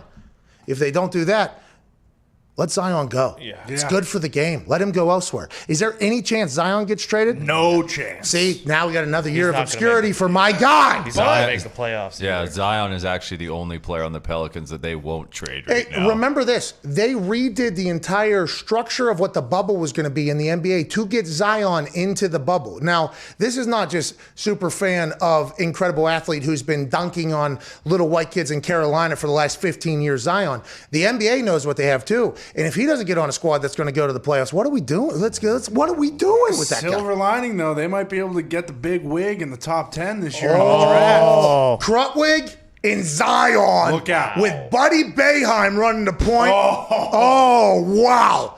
we got to transition back to what we know more about, which is the NFL. Announced yesterday on this show, per a source, this man turned down a lot of money elsewhere to remain with the team that he said he loved, to remain in the city that has said, hey, I love this player, to be an Indianapolis Colt for at least another year. Ladies and gentlemen, Pro Bowler, stud, wide receiver, T.Y. Hilton. Yeah! T.Y., what's going on, man? What's good, pal? How you doing? Hey, congratulations. Yeah. Congratulations on a contract. Thank you. Hey, the wide receiver market this year was very interesting because New England made some plays, and then you and Fuller and there was who? Juju. There was a couple big name players in the wide receiver market that weren't signing. That first wave didn't happen. What was free agency like for you? What was the plan going in? And did you guys and the Katz brothers, who are your representatives, who are good people, I've known them for a very long time, did you guys plan on kind of waiting back, letting other people do things, or is that just kind of how it shaped up, you think, T.Y.? I'm a big believer in God, so, I pray a lot. So, my main thing was just be patient. We ain't chasing no teams. They know what I bring to the team, so, they know what I could do. So my main thing was just be patient, and whatever happens, happens, but I'm not going to chase no team. I played against everybody, so they pretty much know what I could do, and if they want me, they're going to come get me. Okay, let's talk about teams that have played against you, because the media doesn't know, right? The media, I don't think the national media, because whenever I came out and talked about you, there was a lot of people on Twitter or on YouTube that follow our show that I think almost didn't even remember that you were in the NFL for whatever reason. And it was almost like your name is not one that has been talked about since Luck's retirement, right? You and Luck took over the NFL and the AFC South for a long time. It was beautiful to watch. I got a chance to see that thing grow. Last year you have a down year, but nobody understands stats-wise, not everything else like that. What people don't understand is you're a player that other teams respect so much. When you started getting coverages rolled to you, and whenever you started getting, was that like a cool day for you? Now, granted, it sucks, I assume, but when that starts to happen, is that like a pretty cool thing, a massive compliment from the other teams when that starts to happen to you? Absolutely. I mean, it's a respect thing, If they take me out of the game, then they got a better chance at winning. But what they don't know is we got playmakers on the field, so if they go take me away, I'm cool with that. Other guys got to step up and make plays, and that's what we've been doing. So I know my numbers are down, but just watch the film and look how teams are playing me, and it shows that they respect me a lot by rolling coverage towards me, putting 2 or 3 guys on me. It's just, what more you want me to do? Yeah, by the way, whenever there was a tweet put out by somebody that was like, there's no real market for TY or whatever, that was yesterday, somebody put that out. And I read that and I was like, there's no way, because the respect that you say that you talk about, the respect the teams are showing you, I got a chance to witness that. It happened. Whenever Reggie, towards the end of Reggie there, it started like, okay, the same coverages that Reggie was getting, and I assume before Reggie, Marvin was getting, it started becoming like, okay, it's going to TY now. I think whenever Belichick did it for the first time, for me and Vinatieri, it was a big thing, like, damn, Bill Belichick is even saying, like, this is a big deal. And I think that's why, when I saw that tweet that there was no market, I thought it was complete bullshit. And then hours later, the announcement comes out, you're going back to the Colts, and then you text me, you're like, hey, I turned down a lot of money. I was like, that seems to make a lot of sense with that whole thing. Why did you decide to turn down a lot of money to come back to Indianapolis for the year? And I don't want you to say the team or out the team, but I assume there was numerous teams involved in this entire thing? Oh, yeah, it was some teams. It was a lot. There's a couple teams actually, but some teams, it's free agency, so some teams get their guy and some teams don't. And when they miss on their guy, then they want the next guy. So I fell in a lot of those categories for some teams, and other teams are just like, hold on, wait, we're gonna get back to you. But for me, I just was very patient, through the whole thing. But the one person that I got to give a lot of credit to is Reggie Wayne. I call him 87, and he helped me out a lot, man. He answered the phone when I needed him. He was a big help all the way through this whole thing, and I give anything for him, man. And he's a really big brother to me, and I love him to death, man. And just for him to be there every step of the way with me, all the way till I signed, it was incredible. But I actually turned out. I actually would have made more money the day I signed than my whole contract with Indy. Oh, dude. So how do you now? Listen, loyalty is awesome. Okay, hey, loyalty. Listen, I want to let you know that's fantastic. That's awesome. All right, that's way to go. Hey, that doesn't happen a lot. But the NFL is a business. That's literally what the NFL is. This is a profession. You've made a good bank, but hey, I understand your family, your circumstances. It's like one of those situations. Whenever that comes across the table, I assume it's not just you. I assume Reggie's within this conversation. I assume the Cats. I assume the family's involved in this thing. How do you make that decision to go with, you know what?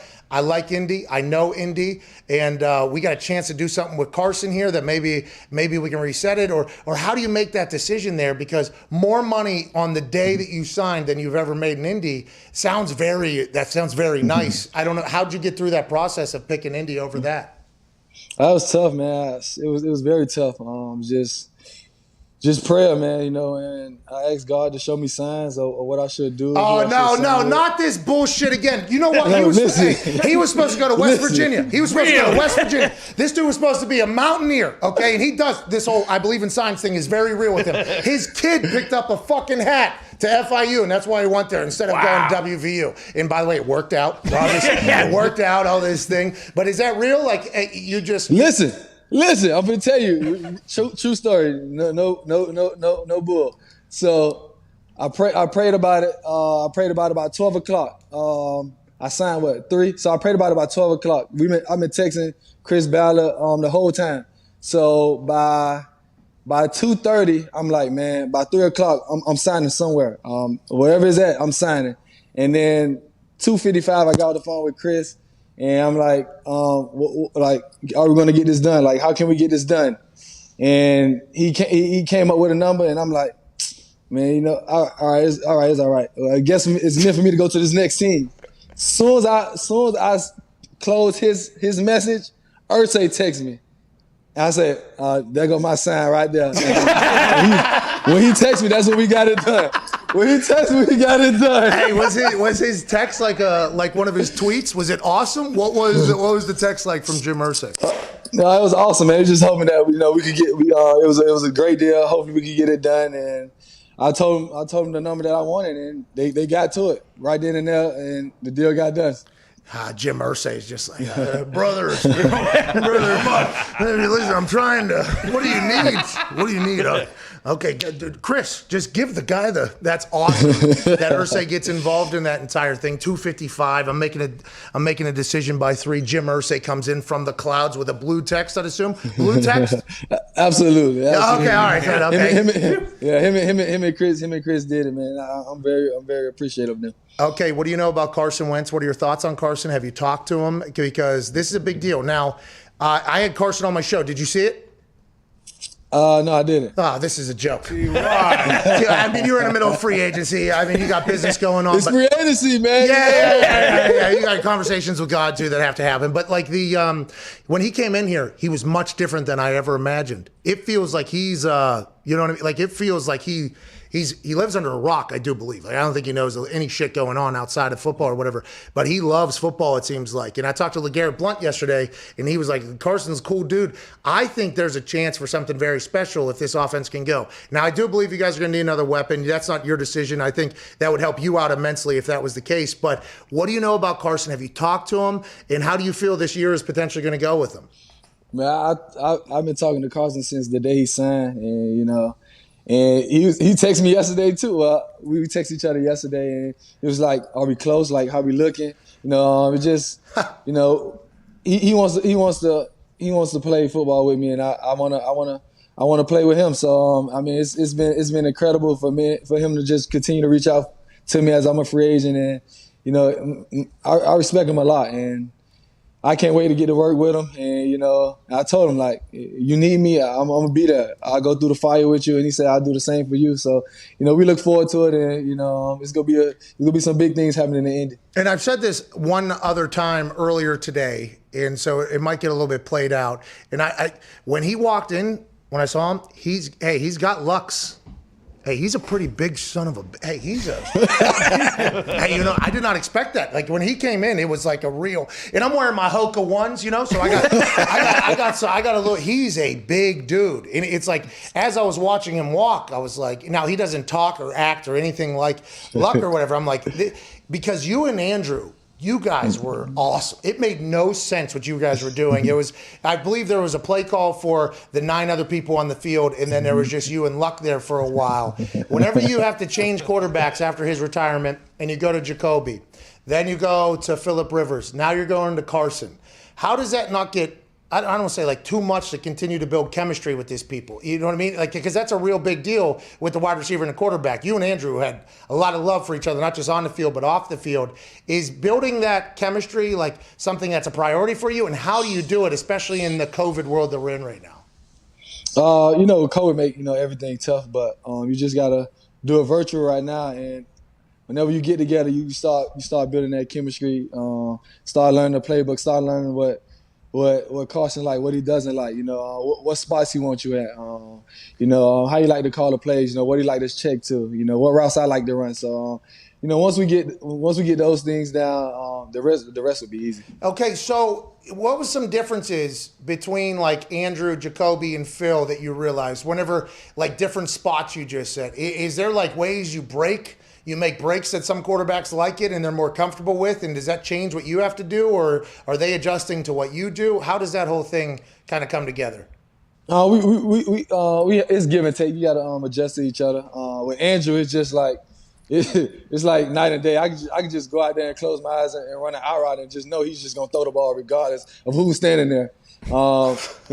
Jacoby, he likes to see the route and then he likes to throw it.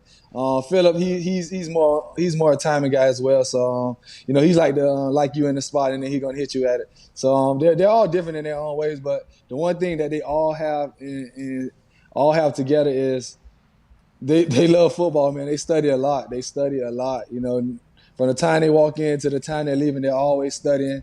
Always in their playbook, always watching film. And I give them credit. That's one thing they all do. Have you talked to Andrew? All the time. We just spent a text before I got on. He's got to be pumped for you, I'd assume. Oh, absolutely. He's very happy. He texts me, man, I'm so proud of you. And I told him the money I turned down. He said, wow, dude, that's awesome. Of course, Andrew, he's probably on his bike, drinking some super healthy thing. Just the money it's not about. Andrew is one of the most interesting humans to ever exist, I think. Yeah. I do believe that. How is he? Is he happy yet? Is he? Yeah, he made me want to retire. Connor, what do you have? Yeah, T.Y., the day before you re-signed with the Colts, the hashtag Bring T.Y. Home was trending for almost 24 hours. Is that something you see, and does that play any sort of factor into your decision? Oh, absolutely. That played a big factor, man. I mean, just seeing the songs, seeing the tweets. I mean, it was awesome, man. I listened to every last one of them, man, and it just was incredible. The love that this city has for me, man, it definitely touched me in a major way. Well, Jim Irsay tweeted after the season, other than T.Y. Hilton, who should be on the other 3 banners?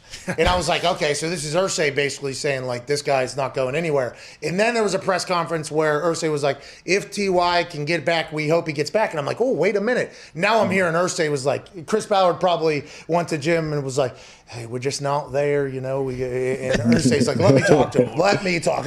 What do you need? Got it. Let me sell this Beatles drum kit real quick. He is the man. Hey, Chris Ballard has been really cool, I assume, building that culture. Have you? It's almost like, because you had to rebuild again. I mean, you had to rebuild the culture. He said before he brought in any free agents, he wanted to build that. What have you seen from the team that Chris Ballard has kind of built? And what are your thoughts on how Chris Ballard has led as a GM now that you've experienced a couple now at this point? Oh, Chris has done an amazing job, man. The guys he has brought in, man, has been all pro players, man. And even the ones that haven't, they're making a huge impact on the game, and they're changing the game. And the culture is family, man. And we all sacrifice something for one another. And there's no selfishness, man. We all do it for the team. It's team. It's never a me. And, you know, when you got that and guys that buy in, man, the team go a long way. And Chris has done a great job, him and Frank. And, you know, and we trust in those guys. You know, it starts from the top, man. And once the guys continue to buy in, man, it's going to be special. Heard you were getting your ass beat in cornhole. You could. What? Yeah, Who told you that? That's what people were saying. They were saying T.Y., because of his record and what was happening in the locker room in cornhole, they were thinking maybe you're going to have to go to another locker room to kind of play a little bit different somewhere else. That's what I heard. The people also said I ain't have no teams interested. So you know what the people say. Did you see any of that? I mean, you couldn't. Were you invested in what was going on in the market? Like that day one when the Patriots, by the way, just spent like 100. I went crazy. Crazy. So you have to pay attention to that, right? I assume you saw all that. Absolutely. Yeah. What are you, like in a war zone, like in a room watching like all the, is that what you got going on? I was watching NFL Free Agent Frenzy. You know, I'm a football player, man. You know, it's free agency. I love watching that. Everybody's hey, it seems like people are figuring out ways to get paid. You should have tried to negotiate one of those 10-year, 9 voidable years for $600 million or whatever, you know what I mean? You're going to be a free agent again next year, and we assume with the 11-year, $110 billion media rights that just got signed or whatever for the NFL, we assume free agency next year is going to be insane. But have you and the Katz brothers talked about how some of these deals around the NFL are being structured right now? Did that ever come into conversation with the voidable years and we'll pay this and maybe negotiate this? Was that even a conversation piece about the business of the whole thing? Nah, not yet. I was basically just looking for a 1 or 2 year deal. And, okay, so you did want a shorter deal, yeah? Yeah. Oh, so you can, yeah. Hey. I'm a businessman. But by the way, hope you never leave Indianapolis. The fact that you already did one time turn down a lot of money, and the fact that it's a number that Andrew goes, wow, that's awesome. The fact that you did that, I don't. You're gonna. Did you see my eyes tweet yesterday? Yeah, is that when you got the text from Mersey? No, that was a text that I was almost gone. Yeah, it was close. It was that close, huh? Oh, my God. 5 seconds away, man. God. Wonder to where. Yeah, where were you going to go? Hey. Baltimore. It was Baltimore. Hey, listen, you don't have to tell us, obviously, but I do believe Baltimore was in on something. Yeah. Mm-hmm. And then also the quarterback. That's what it was. Was it? Yeah. Okay, so we did get that out of you, and we do feel bad, but it's good for us, too. I mean, so we don't know how we feel. But did they come in late there? Is that what you mean? They came in late, huh? Yeah, well, I've been talking to them the whole time, but, you know, they came in and made a great push at the end, and they wanted to get it done. Hey, South Florida boy down there playing quarterback. You know what I mean? I assume that was something that, you know, you had to think about at least. Ty, what do you have? T.Y., you mentioned trying to build, you know, that chemistry with Carson. Have you maybe considered going duck hunting with him? Is that something you might pick up now that he's your quarterback? Get out there on the pond? I don't mess with these animals, man. They're kind of crazy. T.Y., I'm so happy for you. Thank you for saying what you just said, by the way. That's a big deal. I mean, and by the way, you know, you and Carson could become like a hell of a tag team here in Indy. This could be something really special here for the next 4 or 5 years or whatever. Oh, absolutely, man. I look forward to it, man. He seems like a great guy. You know, I talked to Torrey Smith today about Carson, and you know, he had nothing but great things to say about him. And he said, "Man, y'all got a chance to be real dangerous." So, you know, I can't wait to get a chance to work with him. People are now going to be talking about, you know, hey, the South Florida boys down there, Lamar, T.Y. I mean, the whole thing. That's going to be the whole conversation now. Is what it would have been like. Interesting stuff. I'm happy you stayed in Indy. The Colts are lucky for that. Thank you for stopping by and chatting with us, brother. Oh, thanks for having me. Hey, how long are we going? You going to let that thing go? Until I retire. Ooh, nice. Hey, have you gotten a full as somebody? Oh, absolutely. Absolutely. How it hurts like hell, huh? Do it. Ladies and gentlemen, T.Y. Hilton. I appreciate it. He's the best.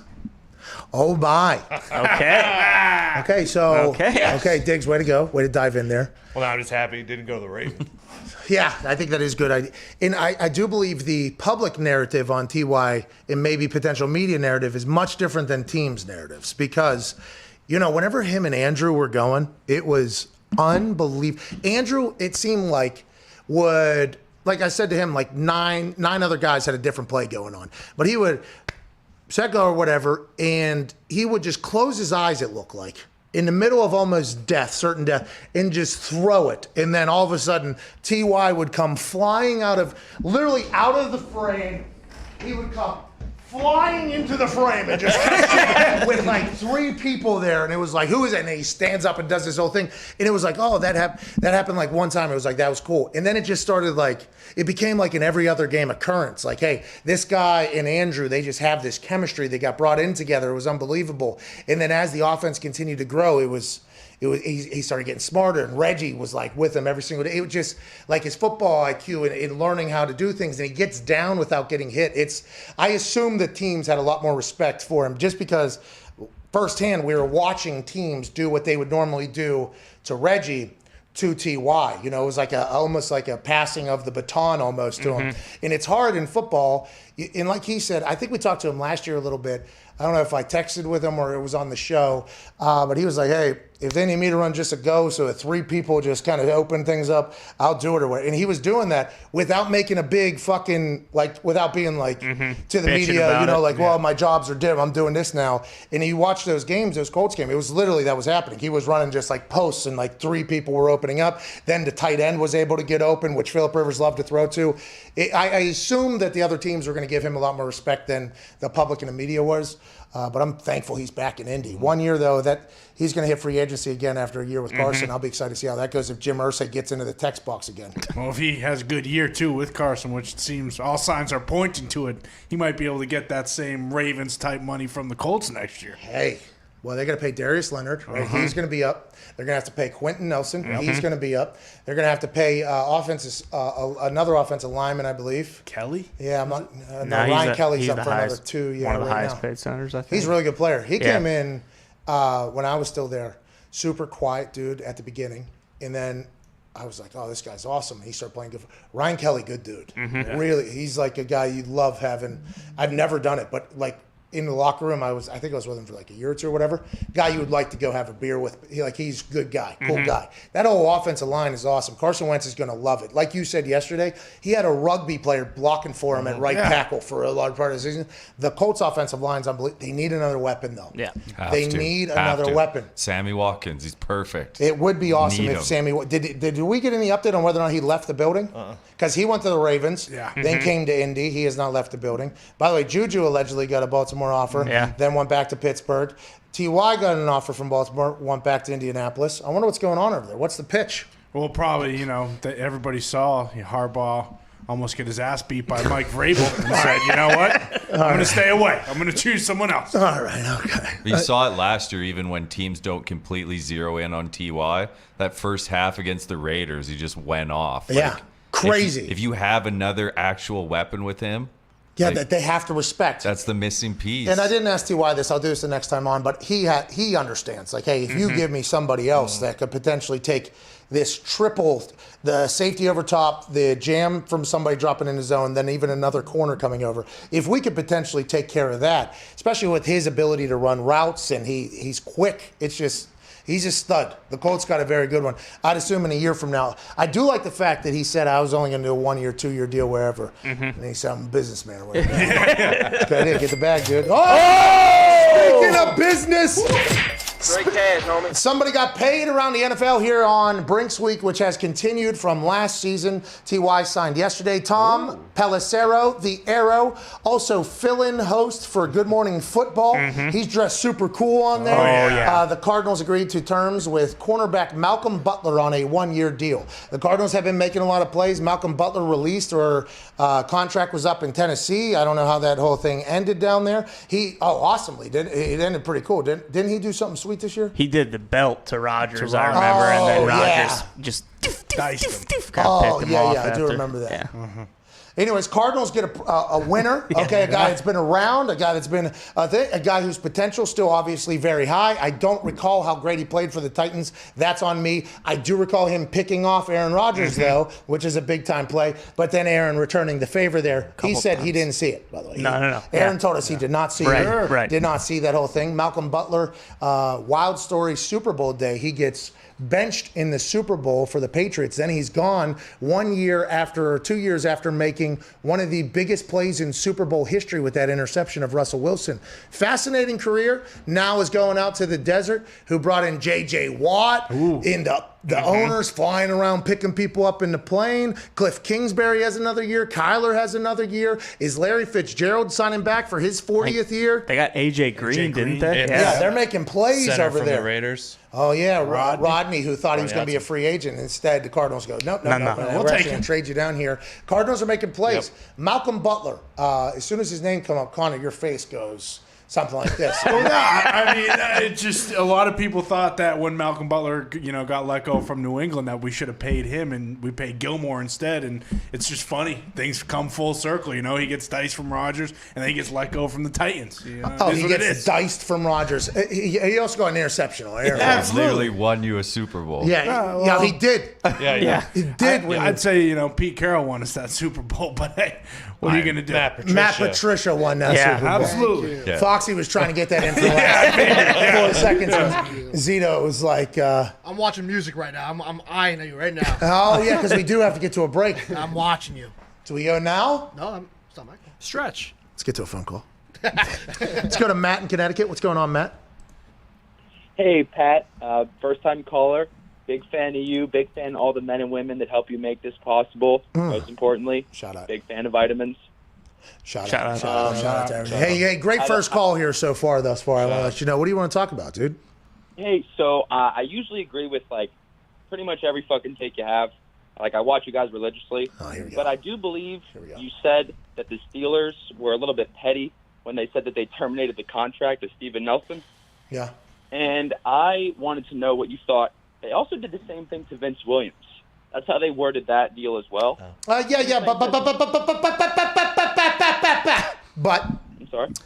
Did that termination tweet come about an hour after another tweet from Vince Williams, the player, which is what happened in the Steve Nelson situation? So I thought, Matt. I am unaware of it. Yeah. That's what I thought, Matt. That was the entire petty thing, is that they answered Steven Nelson's tweet, which basically hashtag don't hold me back or something like that. They know what's going on. And then an hour later, the Steelers are like, we have terminated the contract of Steven Nelson. Now, that might just be how they announce everybody. And he said they did it to Vince Williams. Is that what he said? Yeah. He's Vinny Vici. By the way, Ja Rule, shout out. Shout out. That was a banger. That album goes. Oh my God. Holla. There's an entire dollar. There's an entire summer I was walking around slinging cigs, listening to Ja Rule. Nice. Yeah, a good guy back in the day. Anyways, maybe that's how they do it, but it did appear to be hilariously Twitter petty when it was an hour after Steven Nelson basically said, get me out of here. Matt, I appreciate your call. You agree with me on that, I think. Let's go to Anthony in Texas. Paisan, what's going on, dude? Tony. Hello? Hey, Anthony, what's going on? What part of Texas you in? Kingsville. Is that anywhere near Texas Rangers ballpark, and are you going to... Corpus Christi. Near Corpus Christi. Okay, so is Corpus Christi anywhere near where Texas Rangers ballpark is? I'm actually not a Rangers fan. I'm a Chicago Cubs fan. What are you going to do? That's not what we're talking about. Just answer the question. Yes or no? Listen, I just need you, Anthony, I just need you to have a conversation with me here real quick. Do you live anywhere near that Texas Rangers stadium? No. Okay, so there's no thought of you to potentially go to that thing because allegedly it's supposed to be 40,000 people packed out. Maybe our first stadium back after potentially defeating COVID's death grip on live events, but who knows what the fallout's going to be, so maybe a good idea here by Anthony. That's all I wanted to know. Shout out to your Cubs. They won. Never will do it again. What do you want to talk about now? Oh, go Cubs. I wonder what the Astros have. Hey, go Cubs, go. Hey, I just wanted to say I'm a really big fan of you guys. Love the show. Thank you, Anthony. Shout out to everybody there and your brother and his dog. Shout out. Hope his dog heals up okay. Rolly. Diehard Colts fan because I'm a dad. Shout out to Ken. Hey, shout out. Okay. I just wanted to ask you, though, do you think that if Andrew Luck had as good of a line as the Colts do now his whole career, he'd have won a Super Bowl? And if yes, how many do you think he would have won? Fucking homework question. Hey, Paisan, great question. Yes, they would be in the conversation with the Mahomes thing. We've talked about this, I think, a couple weeks ago, that if Chris Ballard has to think to himself. By the way, Chris Ballard came from Kansas City, so he knows all of those people. Chris Ballard has to think to himself some nights when maybe he's had a little bit of whiskey, tequila, maybe a little bit of vodka, maybe a beer, a light beer, a lager beer, an IPA, because he's potentially maybe associated with serial killers, because serial killers do have a higher percentage of likeness for IPAs, they say. Not that Chris Ballard's anywhere near a serial killer. Just wanted to get an IPA serial killer joke in there. But there has to be times where Chris Ballard sits at home and thinks to himself, this team, this line, this defense, if we had a once-in-a-generation talent on our team, like what Patrick Mahomes is, and Andrew Luck, we would be dancing. Free agents would be flocking to Indianapolis, just like they're doing now to Kansas City and to Tampa and to everywhere else where there's a stud quarterback. It would become a much better looking destination. Carson has a chance to do that and all that. But Andrew Luck was so good. And we talked about a couple weeks ago. Now the Colts can get into this. If Carson goes back to his MVP form of 2-3 years ago, there's a chance they're back on that. Andrew was so good at football. It was unbelievable. With this line, this defense, 100% would be in a conversation every single week. And there's, Good Morning Football, I think yesterday said, this is Patrick Mahomes' world, the AFC. I'm not saying that the Chiefs wouldn't still be good. I'm just saying people would be like, all right, you got to get through Patrick Mahomes and Andrew Luck in the AFC if he was still playing. Sounds like he's nowhere near coming back, by the way. T.Y. just told us after being asked, is Andrew happy in retirement? He almost talked me into retirement, basically. So I don't think he's ever going to come back. But I assume Chris Ballard has those thoughts every once in a while. Well, and how good was that Luck contract if it was still intact like last year compared to the ones that are being, offered now? Like they would have had money to go get like a Galladay or a Fuller easily. And by the way, Luck, businessman, always has been in the sports business his entire life. His dad has been in the MLS, the World League, the NCAA. He's been in the sports business for a long time.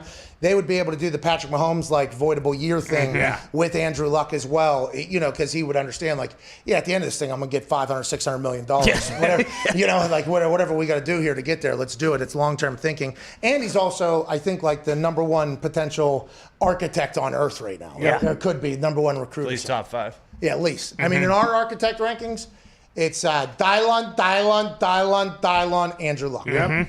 Let's get to a break. Stupid show.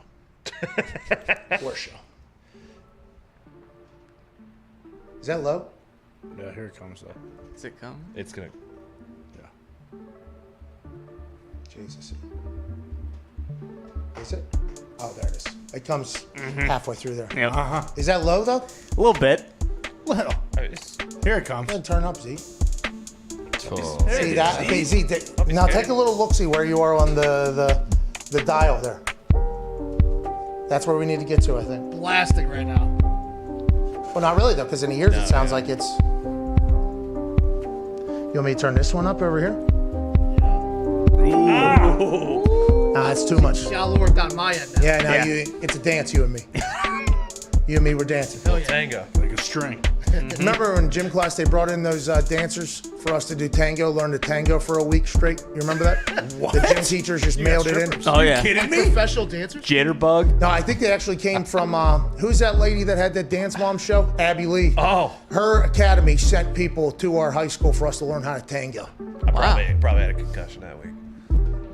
I'll tell you what, I was I did. Yeah, Not bad. Gun down. Sticking the gun down. Tree down. Just can't tango in tight spaces. No. That's what they say. Can't do it. Can't do it. Need room for the tango. It's a, That was good. Good. Is that the first step right there? Well, first, hand placement important on the small of the back. Wow. Yeah. Yeah. It was weird. Still Why is got this it. gym class? Still got it though. Also, we had a step. Oh, stomp the little yard. line dance. Yeah, a little step. Let's go. Yeah, no big deal. I mean, listen, Diversified. the range, of my portfolio is Next big. level. Speaking of, on the other side, go and talk about my portfolio. Okay. Yeah, it's Pat McAfee Show, Thursday, March 25th, 2021. You can tango if you want to. You can leave your friends behind. But if your friends don't dance, and if they don't dance, then they're no friends of mine. Cheers.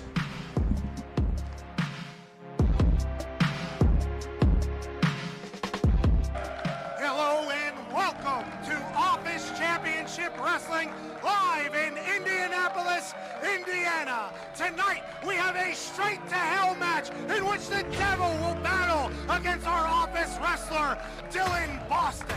You might be wondering how we got here. Let's find out right now. And now we have to make a deal with the devil. Yeah, no big deal. Classic trial by combat situation. We got our champion, Dylan Bostic. All he's got to do, win the match, 1, 2, 3, and we're home safe. The only man that would take the job to protect us from the devil himself, Dylan Boston. Like you mentioned, Pat, there's probably about 5 or 6 other guys we'd rather have in this position, but we'll take Bostic, I guess. Not only are all of our souls on the line, the Office Championship Wrestling Championship, presented by Natural Light, is also on the line. Jesus, the devil's trying to put Bostic right to hell! I do not want to go to Good God, hell! no! Don't do Good it! God, no! Come on, Bostic, Pat! Oh, no! Oh, my... I'll see you in hell, Pat. The goddamn Easter Bunny's out here! What the hell's he doing here? The Easter Bunny is obviously here to help Dylan Bostic. Wait a minute. No! Oh, no! The Easter Bunny's been on the devil's side this whole time. Jesus Christ! Jesus Christ! Jesus What the hell's Jesus Christ doing here? The power of Christ is compelling Dylan Bostic. Look at this, Pat! Jesus Christ is bringing Bostic back to life! Jesus is going insane! And now Bostic's kicking wholesale ass in the ring! Jesus Christ has come to help Dylan Bostic defeat the devil and defeat the Easter Bunny. What's gonna happen here? Good God Almighty, it looks like he's going up in the scissor lift! Jesus is lifting the scissor lift! Jesus is now telling Bostic to come down from Don't do it, Bostic! Don't do it! Oh, my God! Oh, Bostic's dead! He's dead! You can't tell from home, but that scissor lift is about 8 stories up, Pat! 80 feet in the air! Oh, wait! He's tuning up the bed! The devil! Super kick! Into the casket! The devil goes down! The devil goes down! Shuts the casket! And Back to that's hell! The devil goes straight back to hell, where he belongs! With the assist from Jesus Christ of Nazareth! Dylan Bostic saves the PMI office's souls and wins the OCW championship right here on our first OCW Straight to Hell.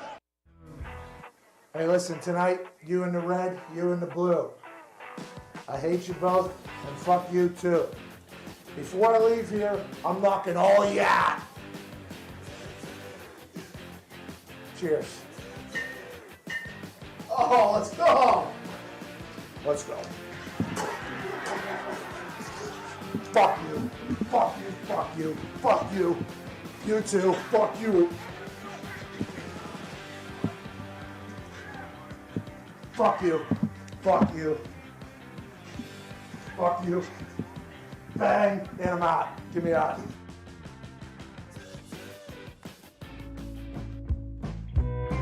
Worse than breaking news, breaking my heart. Worse. Giving the old white guys something to complain about. It's the Pat McAfee Show. Oh, DJ Griff, dude. Oh, Down Southside. This kid went to our high. This song is called Down Southside. Part of the Interstellar soundtrack.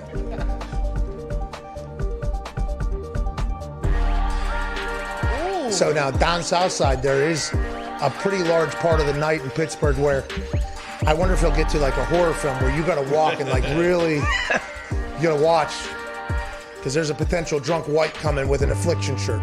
Oh, here it is. is. And he's got a heavy hand. That guy's been training on heavy bags to exercise on your jaw 2:30, 3 a.m. because you potentially bumped into him and scuffed his Air Force Ones in Jimmy D's.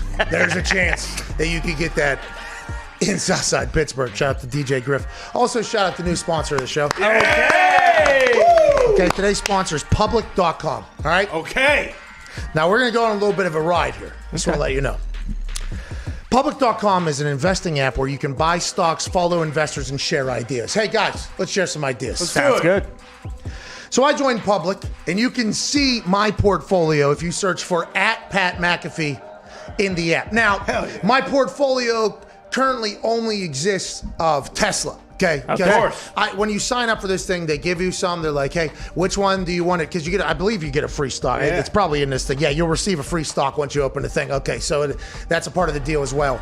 You get one free stock, and they give you a bunch of options on it. For companies. As soon as I saw that T, I was like, well, the fucking alien is only going to go. Like, Elon Musk is only going to go up from here, right? So I click on that one. I've already made a couple cents. Let's go. I've already made a couple cents. Now, I did not complete the task of linking the bank account. Sure. So my portfolio currently is not very diversified. I've only invested in a known species from another planet in Elon Musk, but I think that's what the stock is. Oh, okay. It's a perfect start. I think that's what it is. Public.com, though, if you wanna get the app, get into the game a little bit, the cool thing about it is they don't sell your data to anybody. Oh, that's big. So that is a big deal. I think we're learning a lot about what's going on at these apps and things like that. There's a lot of data selling out there. Oh, yeah. A lot of data. Public says, we ain't doing it. Not us. Standard for Now, listen, I'm just telling you, they say they do not sell the data. I watched a documentary that says the data is worth so much more money than everything else. Public's like, don't need to sell it. We're good. Have no idea how Public's going to make money, by the way. Yeah. I have no clue how they're going to do it. I assume they'll figure it out because the app that they've built is so easy, so convenient. It's a walkthrough process for those of us that have no idea what the market is. I have no clue. This is not my thing. I watched the AMC GameStop, Dogecoin, Bitcoin rise to absolute glory, but I knew nothing about it. When I got money for the first time, a lot of these financial people would come and talk to me and CFO Phil. Hey, now that you finally have money, let me control it. Okay, fuck you. Yeah. How about that? No. That is not how this whole thing's going. Once one word was used where I thought they were potentially trying to speak over me in probably rather hungover fashion alongside also hungover CFO Phil, it was over from that point on. Never got involved. Then as this whole thing started unrolling with the stonks and the meme stocks and everybody started getting involved, I kind of piqued my interest a little bit. I'm like, well, what is going on over there? Because I do believe if you have a pretty good brain, you can make some money. So now, Public, in lieu of another company that no thanks. Boo. I heard about. The app is free, and you can start with as little as $1, Boston Connor. You can buy slices, portions of stock versus full shares. Don't sell your data or information to third parties or market makers like other investment opportunities or other investment apps. You can follow the portfolios of all the big names. Shaq, Tony Hawk. Thousands. What? Tony Hawk. Tony fucking Hawk. There's a couple more names on here. Come on. But after Tony Hawk, why are you saying any of them? No Seriously. point. Go to http:// Okay. I don't think you have to actually do that, by the way. I think you just go public.com/Pat McAfee. Okay. You'll receive a free stock once you open an account. This is not investment advice because, to be clear, I don't really have any investments made yet on the app. I will once the bank gets linked. The offer is only valid for U.S. residents who are 18 plus and subject to account approval. See public.com/disclosures/ for more of that. Once again, this is not investment advice. Listen, nobody's coming to this show for investment advice, but if you want to follow along with my portfolio as I continue to get rich on there, I've already made a couple cents. Download the Public app. Shout out to Public, dude. Shout out. I know nothing about that world, but I am pretty thankful that it is a very easy process. And this isn't investment advice, but there's an alien that's on the front page of that app as soon as you get on there. Let's assume his brain's going to continue to work. Jump on his train. That's not investment advice. I'm just telling you the way I'm thinking. I also would just want to know, like, hey, what's Shaq heavily invested in right now? Everything. Like, He's got, he sold printers the other day on a commercial. Yeah. I saw him rollerblading yesterday, too. It was sweet. Hey, he's awesome. He's working with the general too, I think. Oh, still. He's icy hot. Yeah. I mean, going through picnic tables on TV. 2 of them. Yeah. He took a fall. Listen, his match, okay, on AEW Dynamite against Cody Rhodes in the mixed tag match that he had or whatever.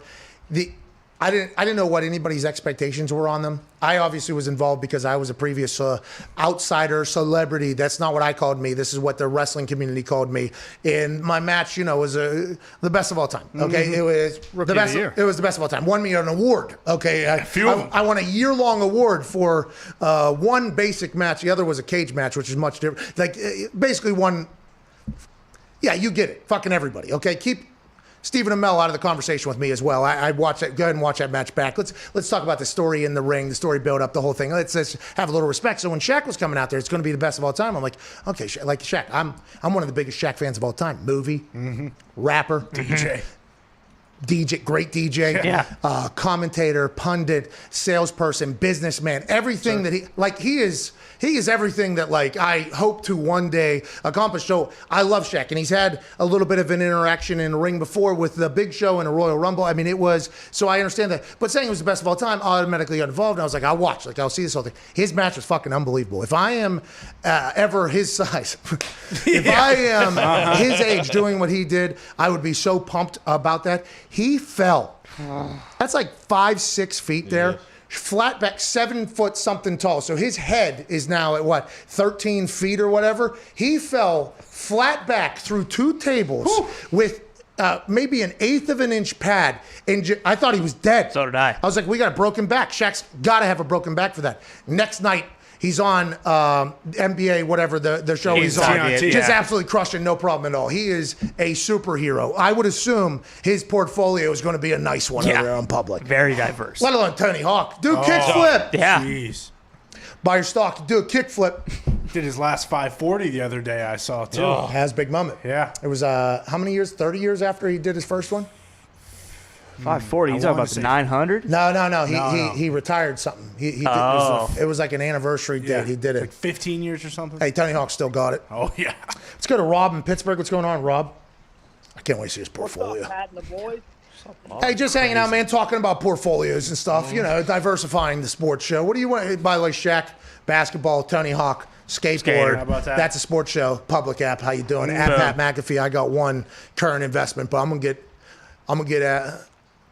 aggressive in there. Some Amazon? Well, the thing about it is, it was down today a little bit. Whoa. No, it might have been up. I'm not sure. It's on? Yeah. That was only going up too. They just got in the NFL game. Yeah. Mhm. Yeah, I should get the A. This is not investment advice. This is just a conversation. The Zon's going to go. The Zon's going to go. Yeah. So should that headquarters being built too? It's down a little bit. It's down. Oh, Now's a good God. time. Perfect. This is not investment advice. No. But now's a good time. It Get feels in like. there, Get Phil. in there. Phil, CFO Phil, fucking get it.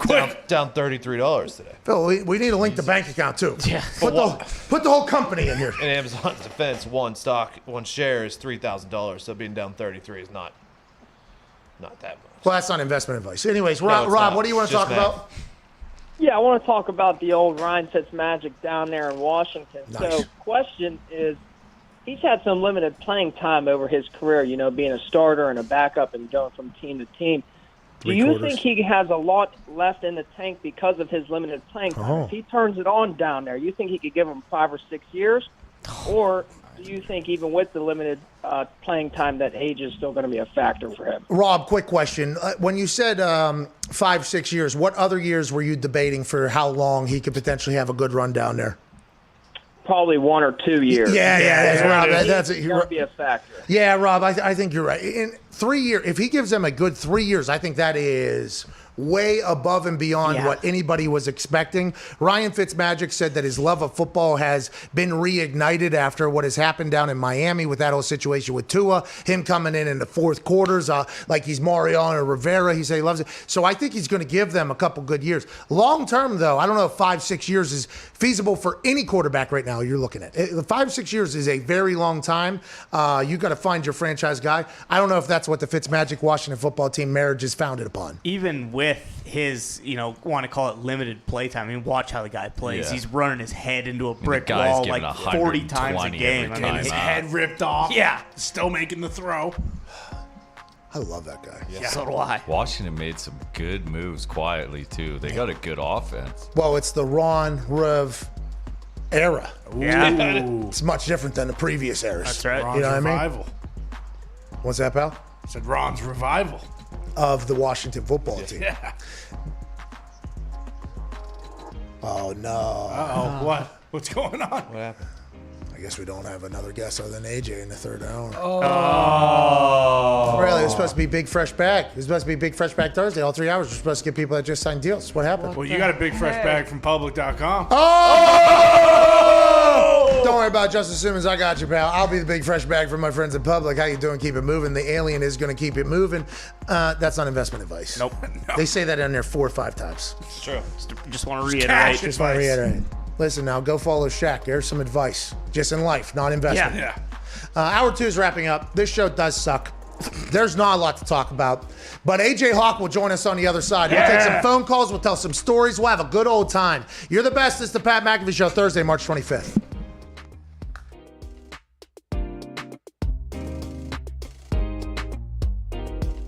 The best wrestling show, period, is back. You know how we know how great Randy Orton is? That's been confirmed that he's surviving this crap with The Fiend. I thought the whole thing with Edge and Daniel Bryan and Roman Reigns was delightfully engineered. This was a work of art that should be hanging in a museum. Maybe it makes sense for The Miz to sell for Bad Bunny. I hate it. I hate it. It was physical. It didn't look like a dance. It looked like a fight. And that, to me, is when wrestling is always at its best. I literally jumped out of my chair and I said, holy shit, Britt got color. Bianca's pointing at the WrestleMania sign, not even acknowledging the champion, Sasha, who just slapped the shit out of her. Well, Mike, that's how they book WrestleMania now. You point to the sign. WWE dropping the ball on him is very nearly unforgivable. I can't picture Charlotte leaving WWE, but it does make you wonder, does it not? A lot of that kind of gained momentum when you saw that Charlotte was removed from the promotional materials for WrestleMania. I love Kevin Owens in Ring of Honor. When he was the brawling, maniacal guy, that I get. Now he's just a fat guy in gym shorts. Oh. I mean, when live crowds are back in the building on a consistent basis, it will serve as a relaunching of the wrestling business.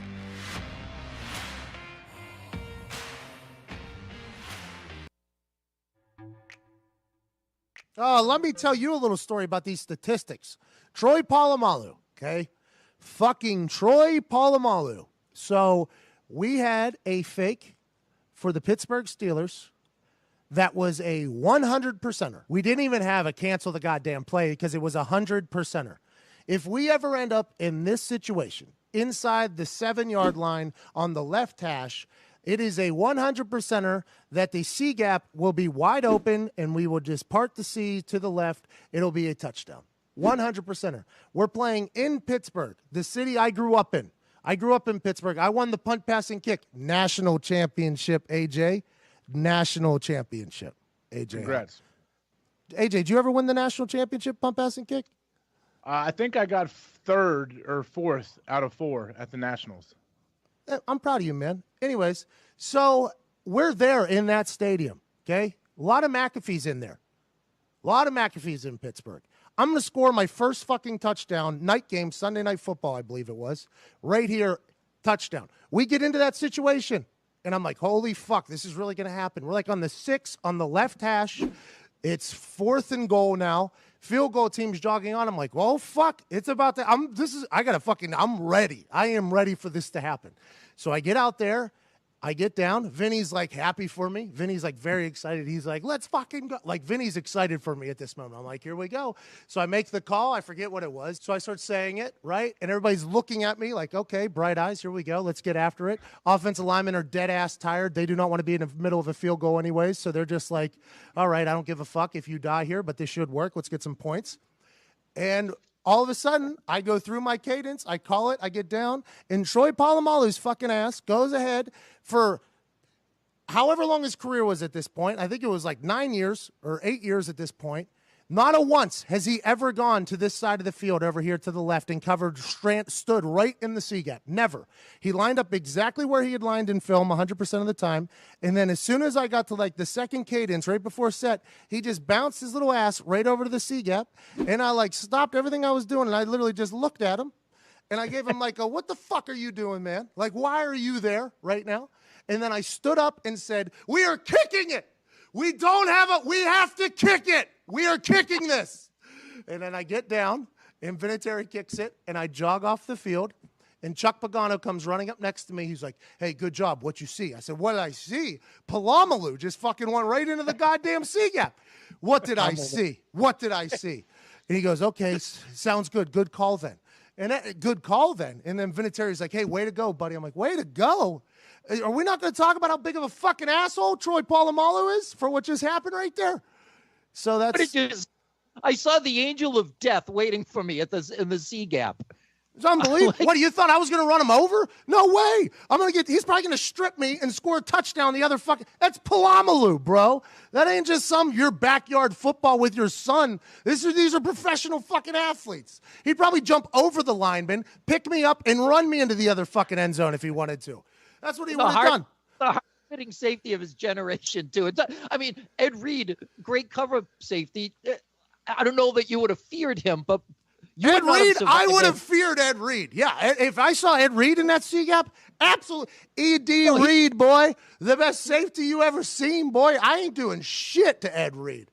No, Ed Reed would have made the tackle. I'm saying that Polamalu would have shaved years off your life. Oh, my God.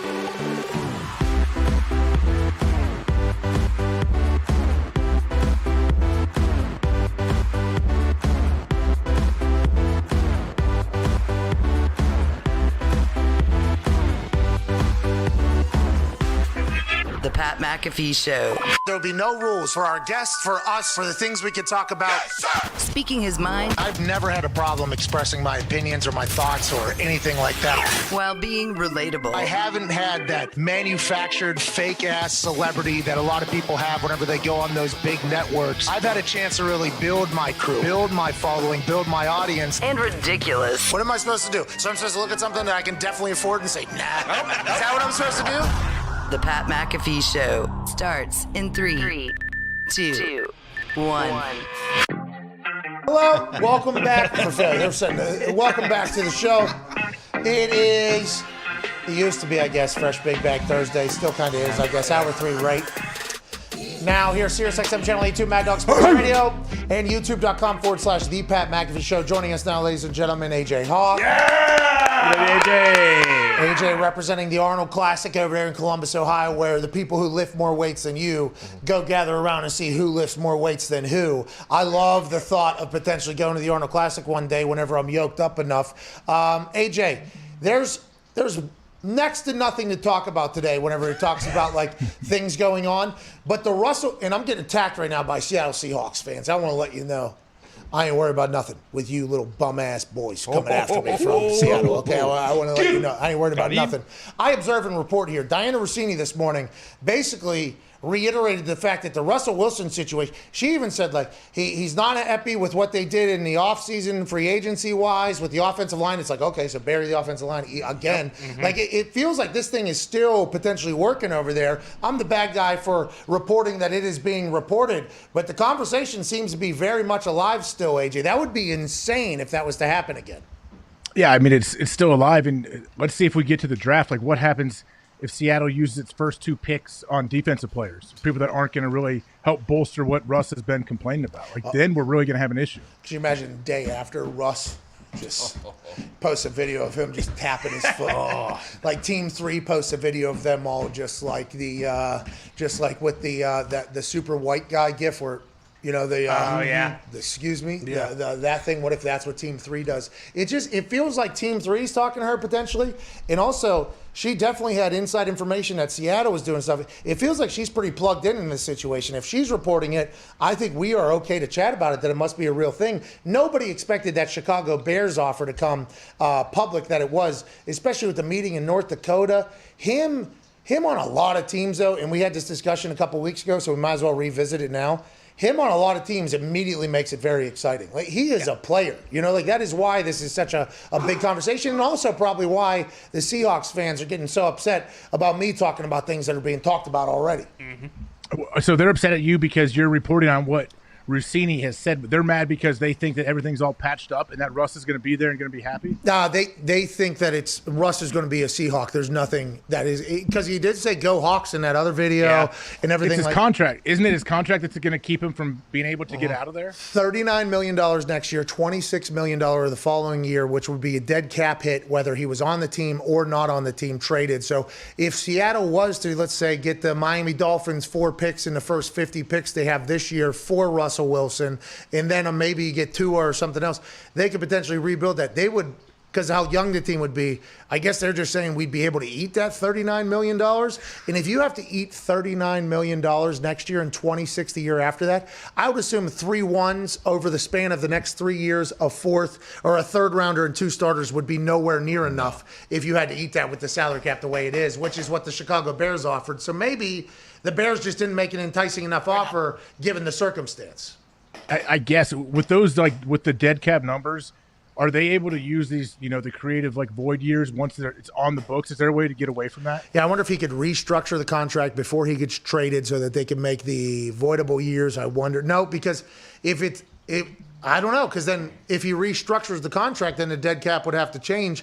Oh, man, I don't know. But if he restructures his contract and gives the next team more money than he was giving the Seahawks, didn't he not set them up for not having enough success to maybe bring in an offensive line or something? It's just a never-ending circle right now that could potentially become a big old boom if he does get traded. What's up, Diggs? So I wanted to clarify, the $39 million in dead cap is if he's traded this year, pre 6-1, all 39 is this year. Post 6-1, it's $13 million this year and $26 million next year. Oh. If he's traded next year, say he plays this season with Seattle Seahawks, it's $26 million total. Pre 6-1, $26 million next year. Oh, so Post it's not 39. It's a combination of 39 or a combination of 26. Correct.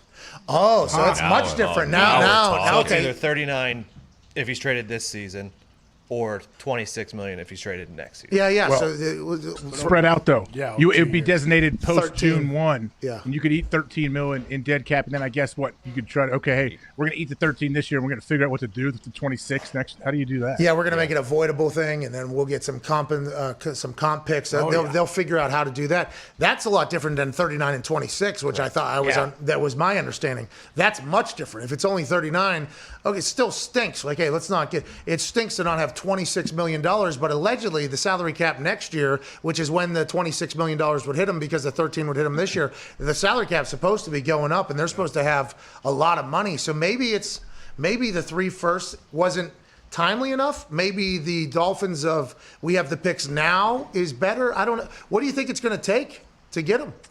I don't know, but who is going to replace Russell Wilson if he's not in Seattle? They have to have that plan. Well, that's maybe why they met up there in Fargo, North Dakota. Mm-hmm. And that's why I think Shefty said, wait until we see the draft on who they pick and what they got going on, if they make any moves. Wouldn't you want to have those picks going into the draft, though? Yeah, you'd think. That's why the Dolphins are so enticing, because they can get a quarterback in the right future now. By the way, they can go up to 2. Yeah. If they could potentially go up to 2 with what they have and get whoever they want if they get to 4 within the 50. Now, Jacksonville, I believe they're all in on Trevor Lawrence. You're not going to be able to get to 1. But much like the Washington football team did to the St. Louis Rams after Andrew Luck got drafted, they can move up to 2 and make their play. And they got Robert Griffin III, obviously, who would be the number 2 overall. Now that's the question for everybody. Another reason why the Dolphins would be so intriguing, Nick just texted the group, the Seahawks only have 3 picks in this year's draft. They have a second rounder, a 4th rounder, and a 7th rounder. So that's Gumpy, obviously pretty thrilled about the situation the Dolphins are potentially in. And Rossini said this morning that although 4 teams were mentioned by his agent when possible trade, he would be open to other places too. So it's very fascinating. And the Seahawks fans hate hearing it, and I can understand that, whatever. But this is something that's happening, dude. It's happening right in your faces. The Seahawks fans are a fickle bunch, unfortunately. Are they? The 12s only came around when they actually got good at football. Oh, so you're saying it's kind of Johnny come lately. As someone who lived on the West Coast, I know how Seahawks fans are. Now, see, I'm gonna propose a question that could debunk what you just said. Yes, sir. Portland Timbers play soccer. Yep. Loudest fans. Yep. Okay, loudest fans. Any other sport happens in the Pacific Northwest, loudest fans. The Seattle Seahawks fans weren't the most dedicated, loudest fans all the time. That is just very recent, you're saying? Seattle Mariners, loudest fans when they were good. Seattle Mariners stink. Empty stadium, always. Well, there's nothing to cheer for. Don't forget about the Sounders either. Oh, yeah. Yeah. And Drew Carey. He's out there. What? Cleveland, dude. No, Drew Carey, I saw something. He was like a photographer for the Seattle soccer team. Listen to this guy. What? Dude. You just made that up. Yeah, Drew Google Carey. Google it, Z. The Price is Right, dude. He ruined that show. Yeah. He ruined it? Really? Yeah. Isn't he still on it? Bro, we need the Drew Carey show or whatever the hell that name of that show was back. Need him off of Price is Right. Need that show back. That show's done, too. No. The Drew Cleveland Carey. Rocks. Drew Carey show. Yeah, the Drew Carey. We need that one back, okay? And Whose Line is it anyways? Awesome show. Wayne Brady showcased his brain on that show. It was just unbelievable. Now, I do wonder... I do wonder if there was, any setups for those. I know. No, if there wasn't, which I don't think there is, incredibly talented. But now that I'm getting older, I'm a little bit more, that seems like bullshit. I have to think about that. But that show was good. Price is Right. He's done. I mean, massive damage. Checks out. What's that? Checks out. Photographer. Checks out. 2006. Yep. 2006. AJ Pull it up. I'm sure there's some footage too of him out there. AJ was a police officer. 15 years. Oh, we found some footage of you too, Bell. But you just referenced. We're talking about the Seahawks fans. We're talking about the Seahawks fans and the Mariners fans, and everything like that. And What's the police officer say? We're going to get to it. I can hear the guys cackling in the they're pointing. But you took that conversation 15 years out of the way for Drew Carey. Like, do you understand? Drew Carey, you took that I'm trying to conversation. tie it all together, man. You're all over the place. I'm just trying to tie things together. Oh, I appreciate you. Hey, thank you, AJ. Also, thank you for your service for the community. Because... Yes. I do not remember doing that. I believe this was 2006 as well, when Drew Carey was a photographer in Seattle. But AJ, we appreciate your service to our community, pal. Really. Thank you, AJ. Thank you, Officer Hawk. AJ, did somebody call the police? Huh? Is that what you were? Is that what you? I'm trying to figure out what this was and why I did this. Well, I would like to hear Mrs. Hawk's thoughts on this as well. And this entire thing. No idea. She did not know this happened. Yeah, right. Yeah, I dude. would assume. Yeah, This was your idea. Don't act like you don't remember doing this. I remember the big coverage of you was AJ Hawk puts in state-of-the-art green room in his house to shoot things that only movie studios can shoot. This is one of them. Now, obviously, nowadays, this type of technology is readily available. But when AJ was putting green screens in his fucking room to make videos like this, nobody was able to pull it off. Seems to have a lot of memory issues for a guy who claims to never have had a concussion. Yeah, well, he also has, 4 blown teeth, 9 root canals. Disintegrated one as well. Yeah, they were picked up. It's just straight dust. That was unbelievable. What the hell was that? Was that like a click it or ticket thing you had going on? Yeah, it had to be at the stadium because I was wearing like the Packers team issued beanie, and we were not allowed to take anything home, so I would never have anything like that on when I was at my house. So, yeah. Beanies? What if it's Everything. cold out? You don't take anything home from there. That's unbelievable. What, you're not allowed to have a Packers hoodie? Bro, hold on, though. If you buy it from somewhere. Hey, to your point, though, AJ, I got a couple Chargers hoodies, from the Chargers and everything like that. I was like, this is so nice of them because it's not normal. I think a lot of people just assume that the players have everything, and it's like we do when we're at the facility, okay, put it in the bag, do everything like that. But all the gear and the merch and stuff like that, that's not just like a gift to everybody. Like, hey, congratulations, you play for our team. Here's all our field day, game day shit or whatever. That's not how it goes. So once the Chargers started sending me stuff, and by the way, their color against my Irish, complexion, it was pretty good little mix, and I was starting to really enjoy the hoodie. The Colts found out. I've gotten more Colts stuff now that I'm not a Colt than I ever did as a Colt. You're 100% right with that thing. I got 10 hoodies over here that they're like, listen, The Chargers, we saw what the Chargers were trying to do. The equipment room said, listen, we saw what the Chargers were trying to do. That is no more. They've sent me one item from the Colts equipment room a day for the last 2 weeks. And they're showing up at my house too. It's just nice. With little cards from my like dear friends in the equipment room, like we still got more. And then there's like they had a all white hoodie and it said all white everything, right? And that was in the thing. It's just like, there's more coming, pal. So I'm getting more now than I ever got as a player. It's nice to hear that the Packers were also the same way. I assumed that it was an anomaly what we had going on.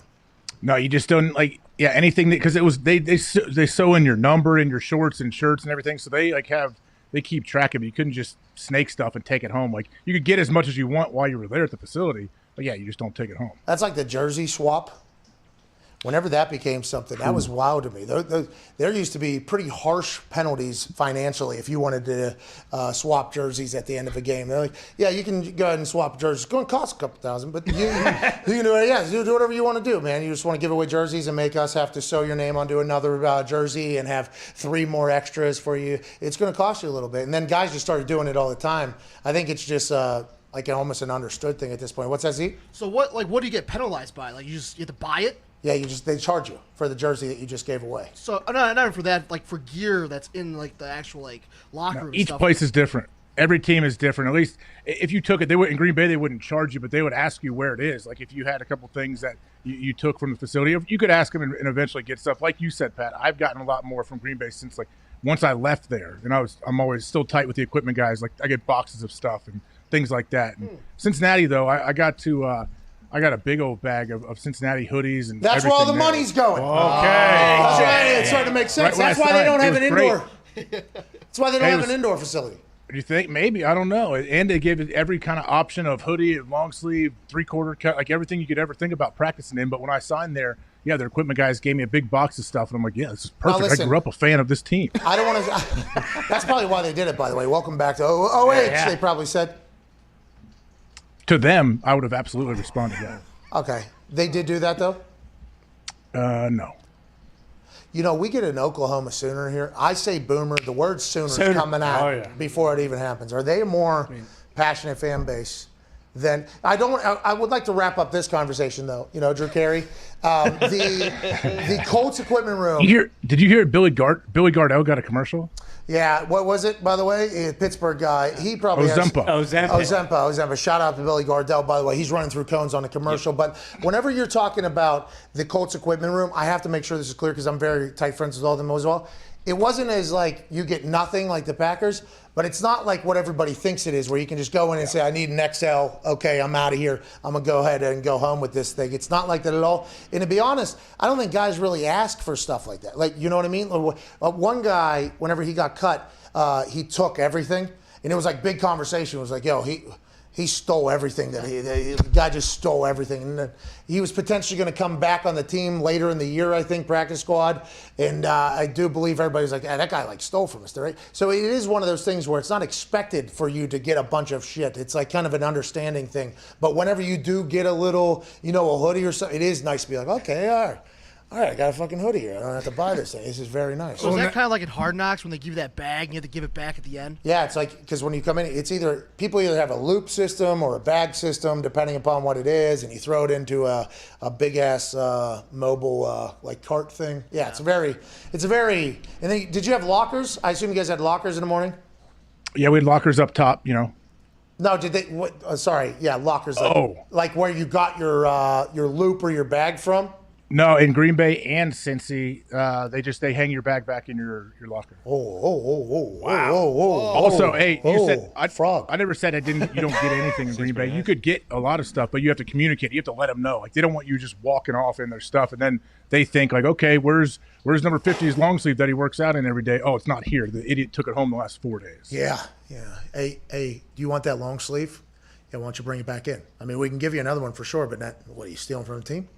Is that what you want? More laundry detergent? That's what you want? When you were wearing that Chargers sweatshirt, Herbert was on the show and he was like, "Shit, I haven't got one of those. Why don't I have one?" Yeah, that's not a normal thing. That is not a very normal thing, especially with the amount of guys that are in like each week. Mm-hmm. You know, guys come in weekly, and I'd assume they're potentially the ones that are like, "Can I get like 2 hoodies, maybe some sweats or whatever?" Hey, you can fuck off. All right, buddy. All You right. can absolutely do that. We appreciate what you're about to do here, and then you do your thing. It's like a work uniform almost, you know?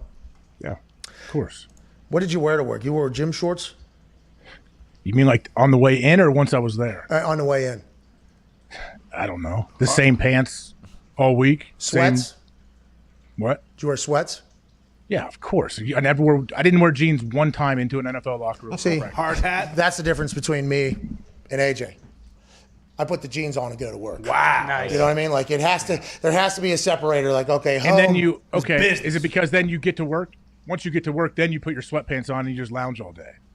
Yeah, maybe. Team sweatpants. Maybe that's it. But by the way, tights. I was a big long tights guy. Yeah. I wore those every single day. Tights, shorts over top, long sleeve, or triple XL, long sleeve, cut the sleeve off, tight on underneath. I had good swag around the building, I think. I think my swag in the building was pretty above average. As my weight got bigger and smaller, though, it did change the look a little bit. You know, I had to go to a hoodie a couple of times when I was big boy.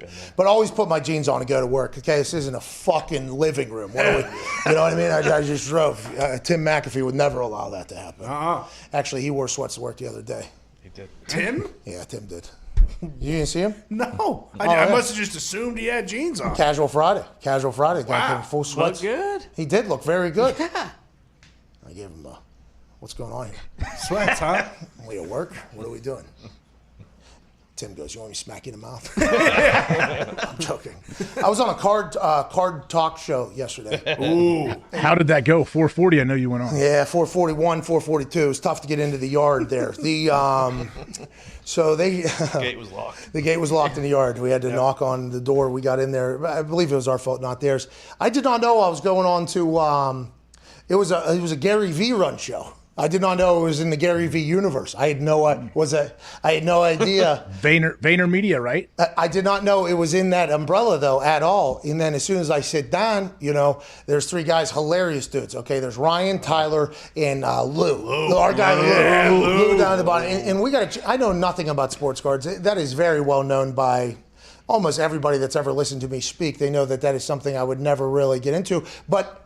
As of late, it's starting to pique my interest, you know, like because the NFTs have become something where I'm like, okay, in the NFT community, cards community, kind of the same. Anyways, I go on this show, they mentioned Gary early, and I'm like, all right, I'm going to tell a Gary story here. We got a chance to chat about, loving Card Talk Live here, one of Gary V's show here about sports cards.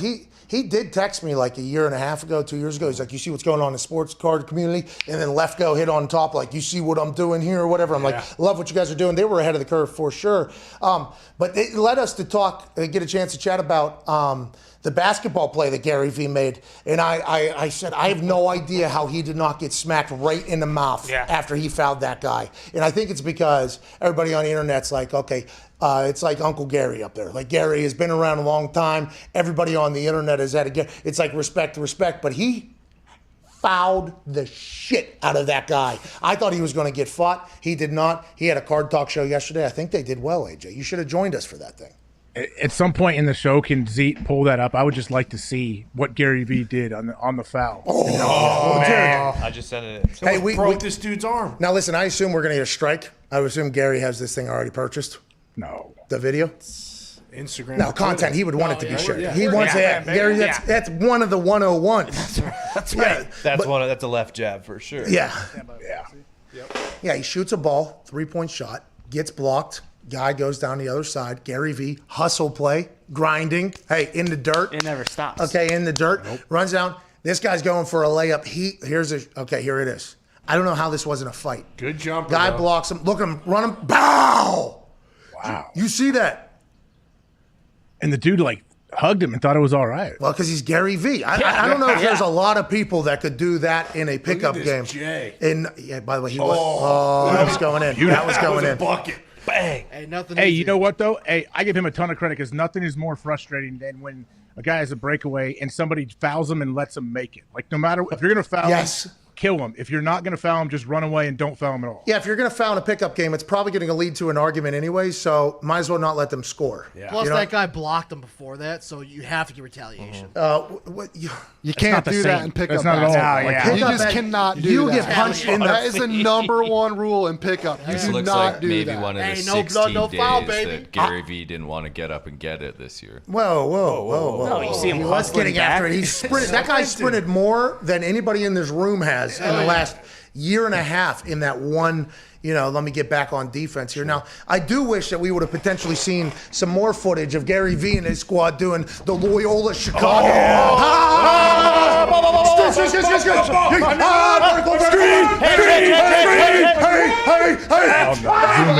You got to zoom in. Shoot up. Let's run. Give the Crutwig underneath. Bucket. Now we're back on D. Hey, careful, man. You're going to roll both your ankles on. Stop ball. By the way, the Hoka Ones do make me a little bit taller for my vertical. Under the hoop, dude. See that? I'm a member of the SWAT team, okay? You come in the paint, expect for the kitchen to get hot power with the verticality, okay? Especially with these Hoka Ones. Samuel L. Jackson. Let's get to a break. This show sucks. Justin Simmons will be rescheduling. Nice. Hey, was that in New York? Was that New York City where Gary Vee was playing? I don't know. How are they doing that? Like, are places even open in New York at all to play? Like, especially guys playing basketball? Or is that a couple years ago, maybe? Ooh. Because I didn't see any, right? Yeah. By the way, are we potentially... So if it doesn't go on the course. It's old. Just like it doesn't go on the football field. I bet it's old, yeah. Because there's a lot of... A lot of those are getting lifted, though. April 6th in Indiana. Yeah. How about that? Why? I heard by 4th of July, maybe small gatherings. April 6th here in Indiana are like, go ahead. No way. Yeah, a couple months ahead of time here in Indiana. Oh, you're saying for when I go to Easter Mass? Excuse me? When I go to Easter Mass, I could... Potentially. Oh, I'm sick. Potentially, you guys can... Thank you, Jesus, for being what everybody thought was a dead son of a bitch because an Italian killed you. Well. And then moving a boulder, which Alex Honnold could climb if he had to. That's right. Moving it, walking out of the cave and saying, I'm back, bitches, and saying to everybody, amen. Happy Easter. Amen. Because during COVID, no peace be with you, and that's my favorite part. Yeah, and also with you. And also with you. Because people were saying that, and it was just in an empty building. And it was a Zoom, and there was a tech glitch. They're stepping on each other with the pieces. Yep. Peace be with you. Not this Easter, though. We're back here in Indiana. Easter. Yeah. Hey, Easter's April 4th, though. Didn't you say that goes in order, April 6th? See, would have swore that the Jesus came out of that cave late April. That's why it needs to be the same date every year. It varies. Yeah, it changes. I thought it was late April. Might have been a few years ago. It could go anywhere from late March to late April. Feels March? It's been getting earlier and earlier every year, it seems. Oh, because we need them earlier. Yeah. You know what I mean? Yeah, exactly. Yeah. Especially this year. Hey, we're only a couple months in, but we need the... Help us out. I know you saw me once, but now I'm back, bitches. Let's get to a break. This is the Pat McAfee Show. If this is the last time you listen or watch, we understand. We'll be back in about 4 minutes and taking some of your phone calls. 1-888-MAD-DOG-6. Go to the bathroom, do what you got to do. We'll talk to you then.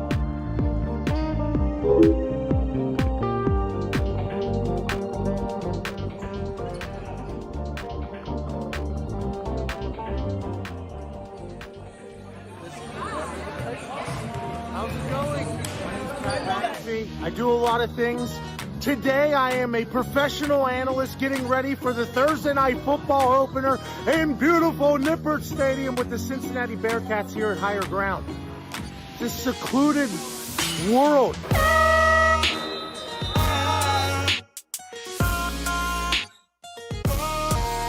Good squad, good place, excited for this morning practice.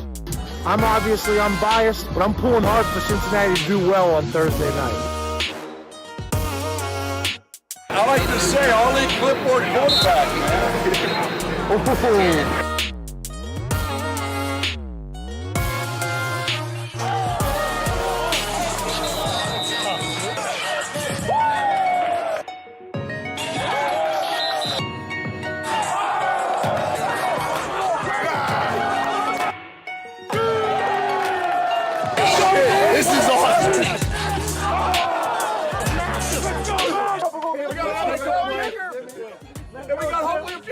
NFL kicker. Let's see what you got. Come on. This is great for the brand. This guy's an athlete. Athlete.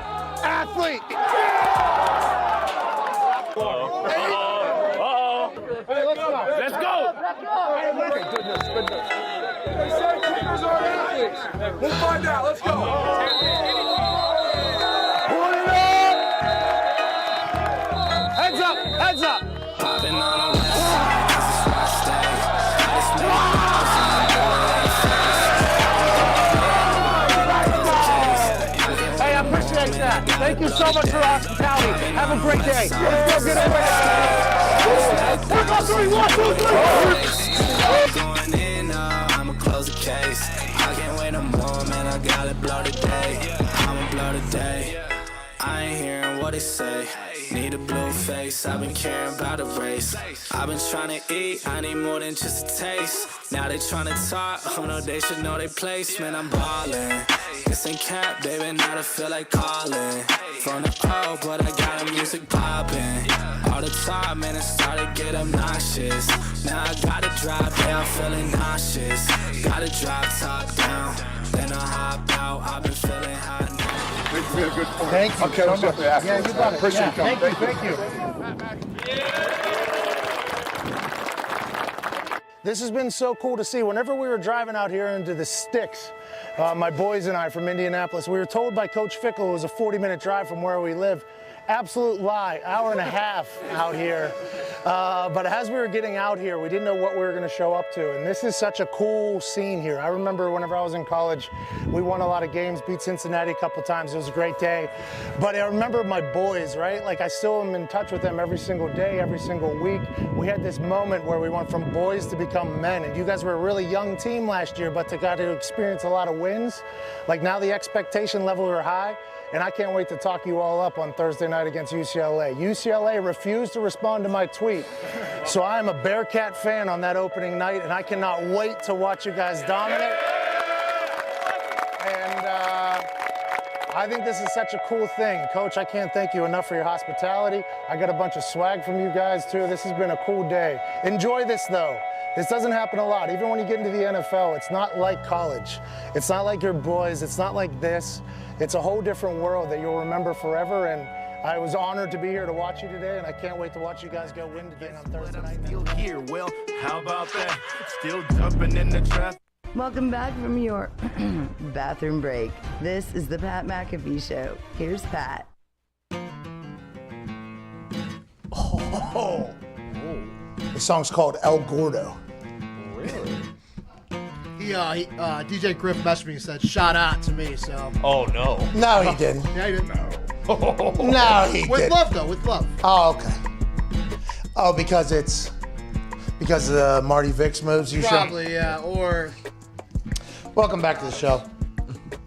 This is going to be one of those ones where, like, after the show's over, I walk out of here, and I go, yeah, that wasn't a good one. What are you talking about? I think it's still a double This to the show. gap. This show. No. This show. No. Yeah. Nuh-uh. Rudolph, T.Y. This one, listen. You got the T.Y. breaking news? Oh, yeah, I forgot about that. Come on. We had some big moments. Second day in a row with breaking news. Yeah. Everyone's picking it up. Second day? Yeah.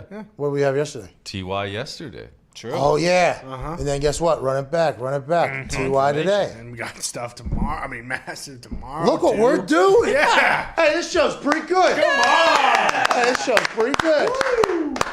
Go ahead. You don't think is it tough to top what the best content from yesterday's show and say, "Come on, computer, remind me tomorrow"? Yeah, That was awesome. that was 2 days ago. Thank you. You got to watch the shirts that I'm wearing to know when the show was. That's kind of the only way I know what's going on when. But Foxy sent me that. I did not remember that happening either. I did not remember that moment happening. Foxy sends it to me and goes, I forget the exact word. As soon as I watch, I was like, the dumbest. That happened. By the way, that happened during a show that caused quite a stir in a lot of places. It makes no sense. I got a couple more of those from today's show, too. Oh, I'm sure. Yeah. Oh, I'm sure. The verticality on the hook of One's needs a shot. The slide-in? Oh, T.Y. Yeah, the frame catch is one of them, yes. Okay, so That was a great catch. Uh-huh. T.Y. That was a great catch with T.Y. Did you see what happened in hockey? No. What? Okay, it's awesome. It is absolutely awesome. I mean, and Nick just did a fist pump, but really the only time hockey is talked about is when something like this occurs. And it's kind of like the unwritten rules of hockey now are running into a modern technology and pundit world that is very fascinating. So I'm from Hockey Town, okay, in Pittsburgh, Pennsylvania, home of the Penguins, the greatest hockey franchise in the history of hockey franchises, okay? The greatest. No, it's not. The two greatest hockey players of all time, Pittsburgh Penguins. One of them currently owns the team. The other one's still playing. No, so it's not true. anyways, I grew up in Pittsburgh, but I didn't play hockey, okay? I couldn't skate, still can't skate. I used to be able to rollerblade pretty good whenever that was like a summer fad or whatever, but I can't really ice skate or anything like that. But I've had friends that play, loved the Pens were the only team I was an actual fan of. Nick was obviously a ball hockey world champion. So I don't know the unwritten rules, the insides and outs of it. So this is actually something I'm learning as well. Tim Peel, who is now a former NHL official, was caught on a hot mic in the second period of a game saying to the Nashville bench, I had to fucking call. Can you run the clip right now?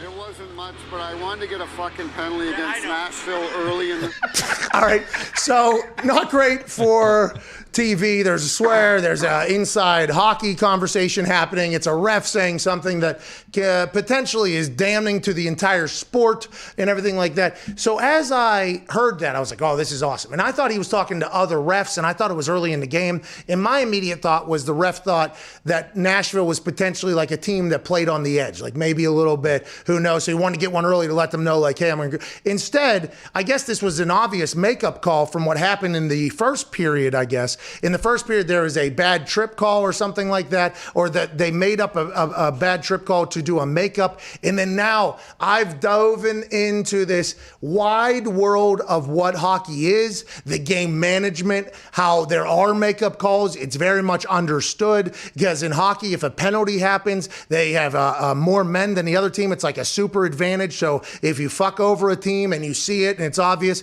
kind of in hockey, a stick tap goes to like, okay, we got to make up for that. I guess this is just something that's really well known within the hockey world. But now that we all kind of got a chance to hear it, I'm kind of fascinated by it. I respect it. Ryan Whitney, host of Spittin' Chicklets alongside Biz, and Rear Admiral. Holy shit, never did I think this would be the outcome of a hot mic. Makeup calls have always been and will continue to be just part of the game. Tough way to go out for Tim Peel, who's been reffing since the 90s, and this was going to be his last year. Some people say he's not the greatest ref to begin with, but I'm fascinated because we're getting a chance to kind of learn about the unwritten rules of hockey, and it's just one of those things that's understood over there. So I did see this, but I didn't go deep enough to know it had to do with like the unwritten rules of hockey. I mean, I think that's people complain all the time about refs in every sport making makeup calls. Are you saying it's much more prominent and it's a known thing in hockey? But who released the audio? Because the NHL, I would imagine, does not want this out. Yeah, so just like Zito's running the audio right now, this appears to be one of those moments where Mike was supposed to go on and then it was supposed to go off. Like in football, the center and quarterback are mic'd up at all times. Somebody has to control when those are up, when those are down, not only because things of like FCC violations and everything like that, but also for competitive fairness. So I do believe there was somebody sleeping on the job with the mic. I mean, that is a problem. And then us all learning that happens. Now when I'm watching games and I see a bad call get made, I almost like the fact like, oh, it's going to come back around. Like in football, does that happen, you think? Are there makeup calls in football? I mean, maybe subconsciously or refs know. Yeah, I'm sure it does. They're human, so I'm sure it does happen. I don't know if it's if it's a widespread thing. Wait, but did this audio from the hockey thing, did this go out on the TV copy? Yeah, live. Oh. I assume a couple people from the audio department got fired too. Well, you would hope so. But that network's, I think, going out of business anyway, like whoever was potentially doing the game. But that's into commercial. Think about the fire that's happening at commercial. Tim Peel doesn't even know, by the way. He's skating around. Hey, boys, can't be doing what you're doing. I'll blow the whistle. All right, how you doing? How you fucking doing? Then on the other side of commercial break, somebody in his ear probably like, Tim, you are not allowed to blow that whistle ever again, actually. Skate off the ice now. There is a full fire in the NHL because of what you said. And I thought he was talking to the other refs. I guess he was talking to the Predators bench.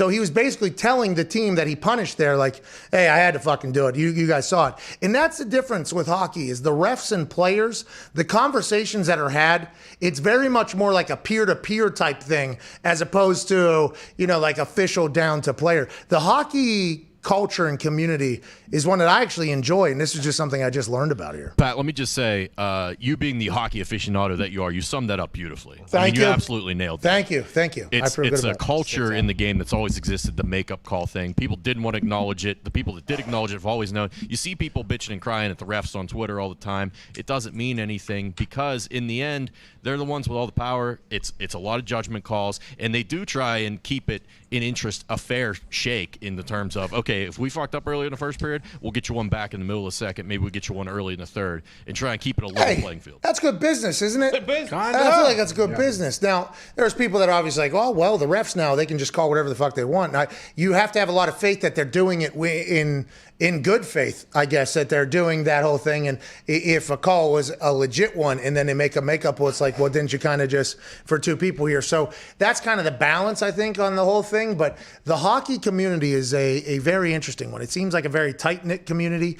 The fans probably hearing that is very, very alarming. But for me, I guess normally if there's like 3 penalties for one team, there's probably going to be 3 penalties for the other team. Like I guess the stats normally show that way. There's obviously times where it's not, but I think hockey is very much like, hey, let's all just get on What the most ice. fans usually want is just consistency. They want to say, hey, if it's a penalty in the first period, call it the same as you would in the third period. There seems to be no consistency. And Well, I that's can the respect major. that, but what if the ref goes, you know what, I actually made a bad call in the first period. Yeah. You know what I mean? And, well, I think they should have to come out now and announce it. We agree. And just go down. Like whenever they make a call and there's a boo, hey, don't worry, there's one coming back. All right, like why don't you just do that now at this point, I think that's a good point you brought up that they're called linesmen. Are they called linesmen in hockey? Yeah. There are 2 officials and there are 2 linesmen on the ice at all times. So Yeah, there are 4 4 guys of us. wearing striped shirts. The referees are the ones with the orange sashes on their sleeves. The linesmen do not have them. The linesmen cannot call penalties. They can tell an official what they saw, and the official then could call penalty. Yeah, they do this. Nice. Delay. Okay. Well, it makes sense. Think about it. These hockey officials, they have to be elite skaters. We know that. So they're like in there mixing it up with the players, and then with the whole fighting situation, how they kind of take care of the players and do everything. Like I understand why they probably do get really close with a lot of players. They see them over and over and over again, and the players probably, even if they don't know it, they have respect for the person just because of how they're out there skating and they're putting their body kind of on the line to be out there. There's not really. Yeah, basketball referees run up and down the court. That's very tough. But they're not in there getting bumped around and getting hit in the head with a puck. And I actually saw a video of this Tim Peel fella scoring a goal from Sidney Crosby angle on the side with his baby maker. Yeah. Wow. Puck dumped into the corner, hits off of his penis. Okay. And then it ricochets right into the goal. Do they wear cups? Officials. I think it had to. You probably have to. The way that bounce went, it appeared as if there was some sort of, maybe he had the Bible, maybe, because the people get shot and like the Bible saves them or something like. Maybe he had something under there, but that thing. Oh, that was all hockey stick. You think that was all Tim? Yeah. Oh yeah. It was all Tim. Whatever. That thing shot directly, and he goes down like sniper down. I can imagine. The goalie sitting there and just like because it's about to get swung around the boards or whatever. The goalie goes, oh no, and it goes right. Bad goal by the goalie, by the way. Like I think it was Luongo. Who was it? Roberto Luongo. Luongo. He stinks. But you're right though. The refs are in it. They mix it up. Like there's shit talking by the refs to the players. It's a cool thing. Like I wish the NFL refs were more like that, where it was almost like, I don't want to say they were playing the game, but like they're in the game. Like, hey, here we go. Like, hey, you're holding a lot. I'm going to have to call it if you keep doing it. Like, let's just go ahead. Like, I wish that was happening, but then that leads to the whole fairness. When this ref acts this way, this ref acts this way. If everybody's doing it, it's cool. But if only some people are doing it, then it's wrong. If we're all wrong, we're all right, right? That's a classic saying in football. It's one of those things. If you have some refs doing this and then other refs aren't doing it, then you have a bit of a problem. Does everybody do this in the NHL? Most of them, to be honest, most of it. It's just an accepted way of doing it, whether it's right or wrong or how you feel about it. That's the way they've done it for years. As long as they're all doing it. I wanted to ask Nick, do you think the NHL is going to come out and say, hey, Tim Pool, he was on his last year, he's about to retire, he's like old school, old guard, we're cleaning up the NHL and we don't have any other issues other than this guy? They basically have said that, and some coaches have said similar things, and they put out a statement that it said something along those lines. But until they actually change the way it's enforced on the ice, it doesn't matter. Can you play that again? Just think of like Hockey League coming over to like Bill Belichick in the Patriots sideline and saying this. It wasn't much, but I wanted to get a fucking penalty against Nashville early in the... Hey, Bill, it wasn't much, but you saw what we fucking did in the first quarter, pal. Had to do it. Hey, It's not the third period. It's only the second period. I wouldn't do this down the stretch. Okay, we'll call it tight, boys. Had to do it, pal. It's a big deal for gambling too. That's like now huge deal. Well, that's why the NFL spotlight is too big. There's because the gambling thing is like, okay, if they're all doing it, that's okay. If one and then none, it's like, okay, well, how do we? Every game is what I need to know is when I'm gambling. I need to know who's on Tim Pill's team and who's on the new generation of by the book team. I need to know that because. Some teams out there, they like to play a little bit handsy. Yeah. They like to get a little bit handsy on the ice. And I don't need Tim Peels out there saying, ha, ha, ha, ha, ha. So overs maybe are the bet to go on Tim Peel teams. What do you have next? Just two quick things. You guys mentioned the refs mixing it up too. Tim Peel was actually one of the guys who got his ACL torn by Johnny Taze on the Blackhawks, fell into the back of him, ripped his knee apart a couple years ago. Johnny Taze, dude. Johnny Taze. Taser? Hey, you take Taze to the back of the leg. Tim Peel's a tough son bitch. They should put this guy in the Hall of Fame. He's a goddamn war hero. Damn near had his penis chopped in half by a puck and blew his knees out. You kidding me? He's giving his body to the game. And in his final game, he lets the world know exactly how this whole thing's called. And this guy went down guns a-blazing, too. Just had to fucking get one on you boys. I'm sorry. Last game, boys. That's the best. Last thing, we talked about this at length on That's Hockey Talk on YouTube, obviously co-hosted by Super Bowl champion AQ Shipley, best hockey podcast on the internet, co-hosted by Super Bowl champion. Yeah. We came up with a solution. Why not just adopt the Sky Judge and put a replay official up top? When they can review any penalty that's called, it eliminates the need for bad calls and makeup calls. I am all in on the Sky Judge making refs better, quicker, more efficient, making the game much more regulated and more consistent and everything. I'm all about it. I hope the NFL passes it. If the NHL has to pass it because of Tim Peel, shout out Tim Peel. Call it the Timmy P Sky Judge. The Sky TP. But they need the Sky Judge in the NFL to get back to our sport in particular. They need that to happen. They need it. They do, but I just feel like there's too many humans involved to mess it up and make it. It's just inefficient right now. They need to find an efficient way to keep it moving. Don't you think that'd be a good, like that Sky Judge, just like the XFL had? And obviously, they're not going to allow the sound or the audio and the video like the XFL was allowed to have because of the spotlight. And if there's any doubt in the reviewer's voice on the thing, everybody will call in to play. The guy didn't even want to play. He didn't even want to, whoever it was. Do you not think this is like a perfect job for ex-players? Ex-players that have been there that are still relatively young. And I'm not saying they have to be star players. I'm just saying guys that have been in the game. They're good with technology. Obviously, a lot of gamers are able to kind of run it back. I think they can kind of see what was meant to happen, what was potentially happening. And can't they just relay that thing right down to the ref on the sideline, like, bang, there you go? Like, obviously, the players would have to get certified, and they'd have to go through everything and everything. But isn't that like a perfect job for a recently retired player to potentially get into that game? I think it's interesting to think about. Yeah, they would have to have some kind of like certification course, and you have to pass some kind of test to do it.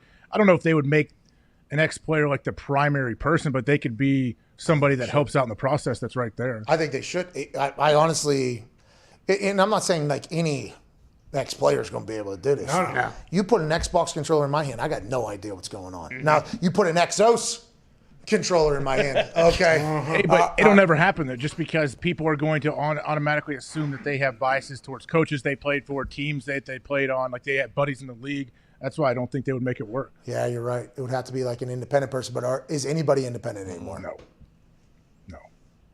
But I want them to do it. Like, just make it better. These refs have a tough job already. They're already hated by everybody. We have 49 million people at home that have been able to see a better angle of something than they were. Why not just let them fix it on the spot and not have to do a 75-yard jog over to an iPad? Yeah. You know what I mean? Just save their embarrassment, save their lives, save our time, save everything about it. Save the game from being completely fucked over by missed calls. Let's get the Sky.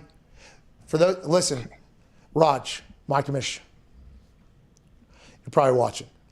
Probably a peanut M&M's right there next to you. You might be sitting on that leather recliner that you've been sitting down there watching your NFL football.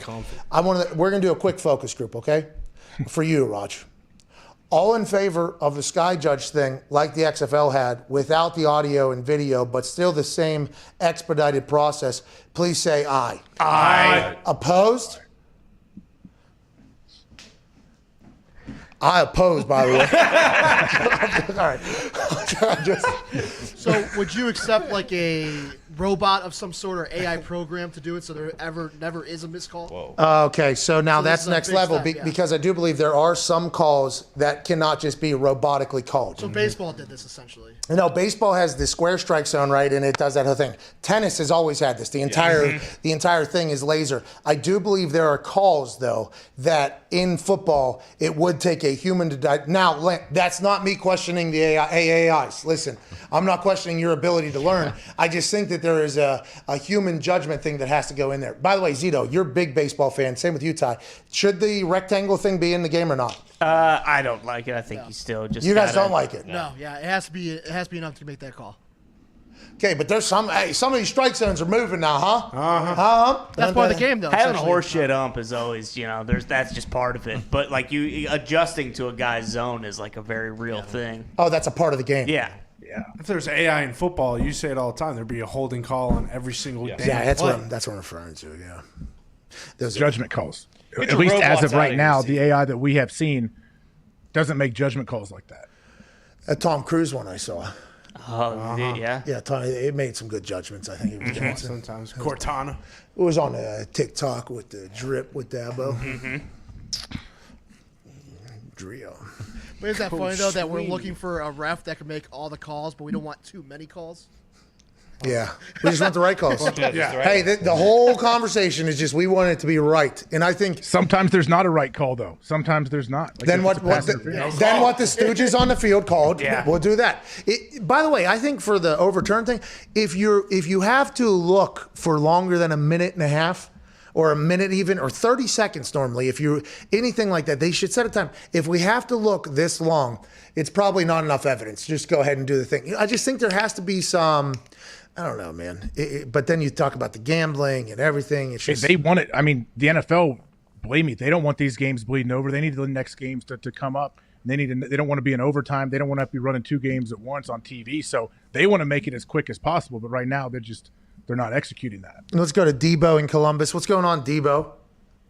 Hey, not much, Pat. Shout out to you and the boys. AJ, man, happy afternoon to you guys. Yeah, he's in Columbus, Ohio, by the way. Hey, Debo, OH! Go blue. Oh, wow. He's done that before, by the way. I do love the I go blue. What do you want to talk about, Debo?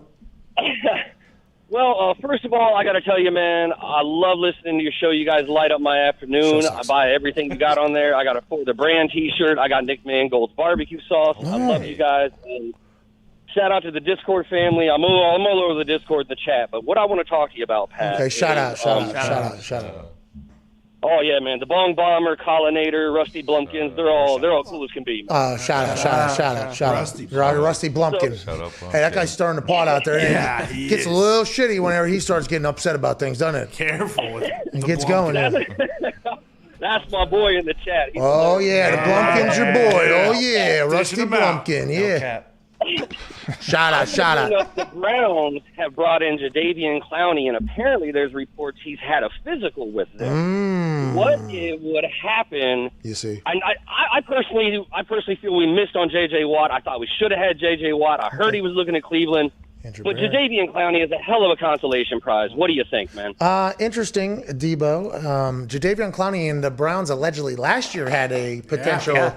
Now Andrew Berry says, hey, did you not see what we did last year? Myles Garrett still here. We still got a defense. We're investing. We want to turn this thing around. Jadeveon Clowney, and I might be wrong here, he's a disruptor, right? But everybody says when he wants to be, right? Isn't that kind of the whole thing about Jadeveon Clowney?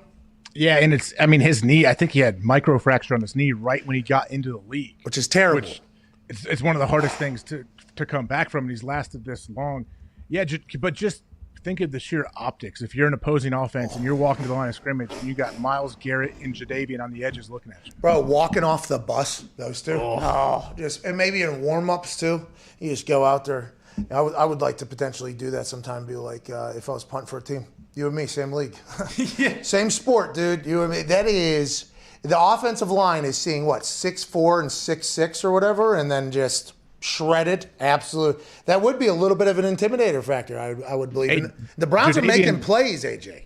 Yeah, they do. And Jadeveon doesn't get enough credit for how well he plays the run. Like, he's a disruptor in the run game. He really is with his length and his power. Even if he doesn't get a bunch of sacks, he's still going to affect the game. And that is something I feel like I feel like this show has been rather fair about that entire thing. Because a lot of people just go straight to the stats. They're like, he doesn't have the stats, he doesn't have the stats. It's like, yeah, but I feel like he's still playing a lot, so teams are okay with whatever he's doing. What is he doing? Oh, he's disrupting plays at the moment. Now, the thought was that he was going to be coming out of college, number one.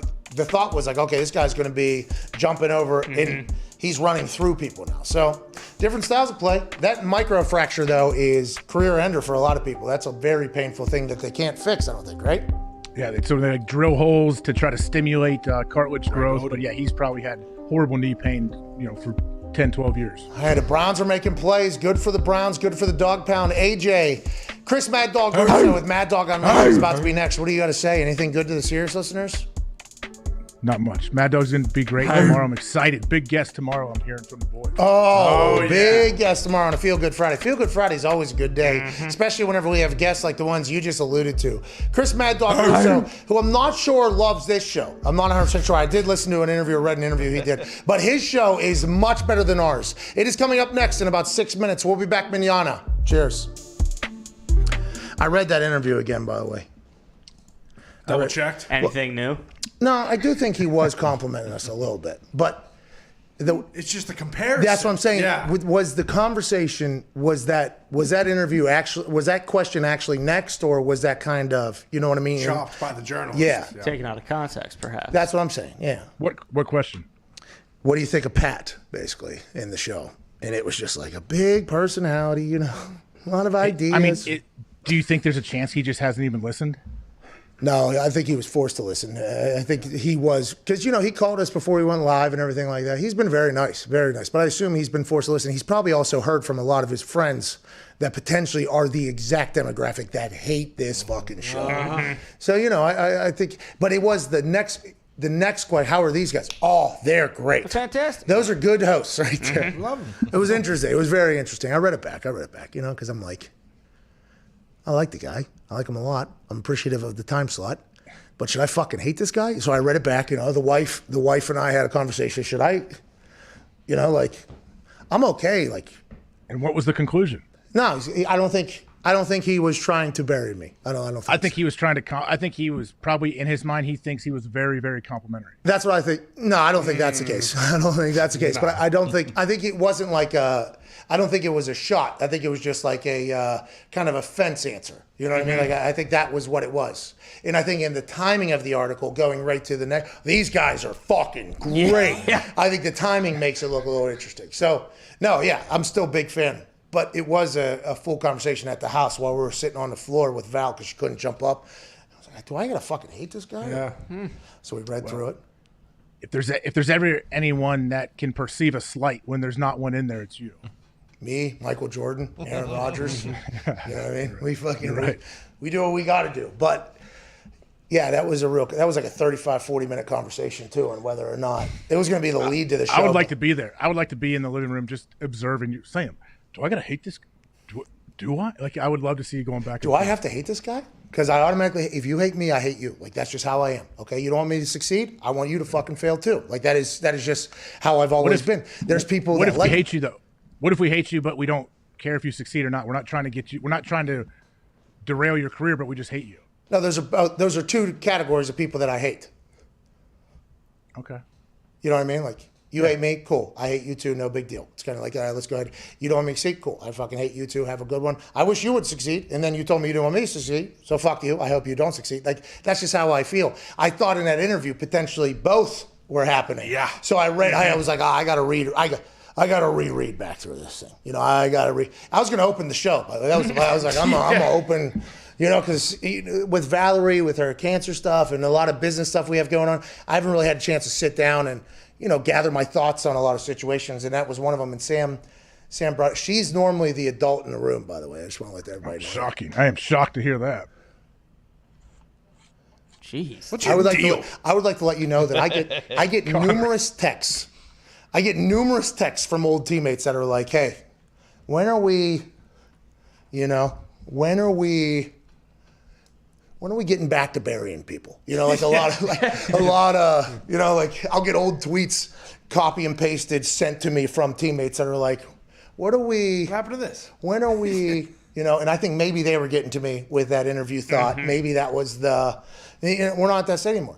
Chris Mad Dog Russo is a very good man, let us on his channel or whatever, and I don't think he was slighting me, but I do believe a little bit, you know, old Pat, straight from the go Pat, you know what I mean?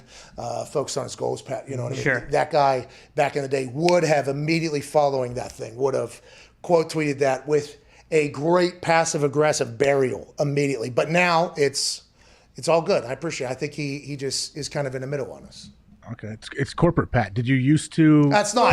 No, this is not corporate Pat. You still have the shut the fuck up Yeah, it's in the still in chamber. there. I mean, I got a Seattle Seahawks Twitter person today. Hey, fucko. Exactly. It's still in there. Okay, this is not corporate Pat. Fucking take it easy, sweatpants to work guy. I don't need to hear a single thing about you calling me corporate. I don't, because, by the way, I want to let you know, former teammates of mine, you know, they start sending that in there. Like, are we getting a little too? We won't, you know, anymore. I'm like, yo, whoa, get the fuck out of here, please. They just want to be entertained, though. By the way, that's why the NXT run, I think a lot of people were so pumped about. You know, because in the NXT, I was the bad guy. So I was able to, you know, in that world, you're openly allowed to say fuck you to people, basically. It's the absolute perfect situation for you. I was there. I was standing in the ring when Shawn Michaels is leaning right in your face and tells you how great of a heel you are. I'm like, this has to be like Pat's Super Bowl. Like, this is the greatest thing ever. Bro, he comes up, really hateable, huh? And then he looks around like, right? Like, I'm like, yeah. Oh, compliment. Okay, yeah. That is a compliment, yeah. You're a heat-seeking missile. I can see hateable. Yeah, very hateable. I'm like, oh, yeah. I do believe, I've been told that before, but it's because I hate people, though. You know, some people. Adam Cole, by the way, I was right all along. Yep. Bad guy. It's gone back. His dumb little friends, too. They all stink. They were really nice, though. No, they like stink. Good guys. No, they were stink. They stink. Didn't they break up? Didn't Adam break up? Yeah, he is what we thought he was. Scumbag. His friends, dumb. They didn't see it coming. Stupid. Dumb, stupid, dumb. Huh? Okay. We found your next crew. I don't work with those guys. They're dumb. No way. I work with enough stooges. Okay, I don't need to add 3 beyond stooges. That's right. I need a haircut, though. This is getting fucking bad. You got enough bugle boys in your life. Yeah. What the hit squad? We were in I was in a corporate Zoom in a conversation, and our company was being discussed.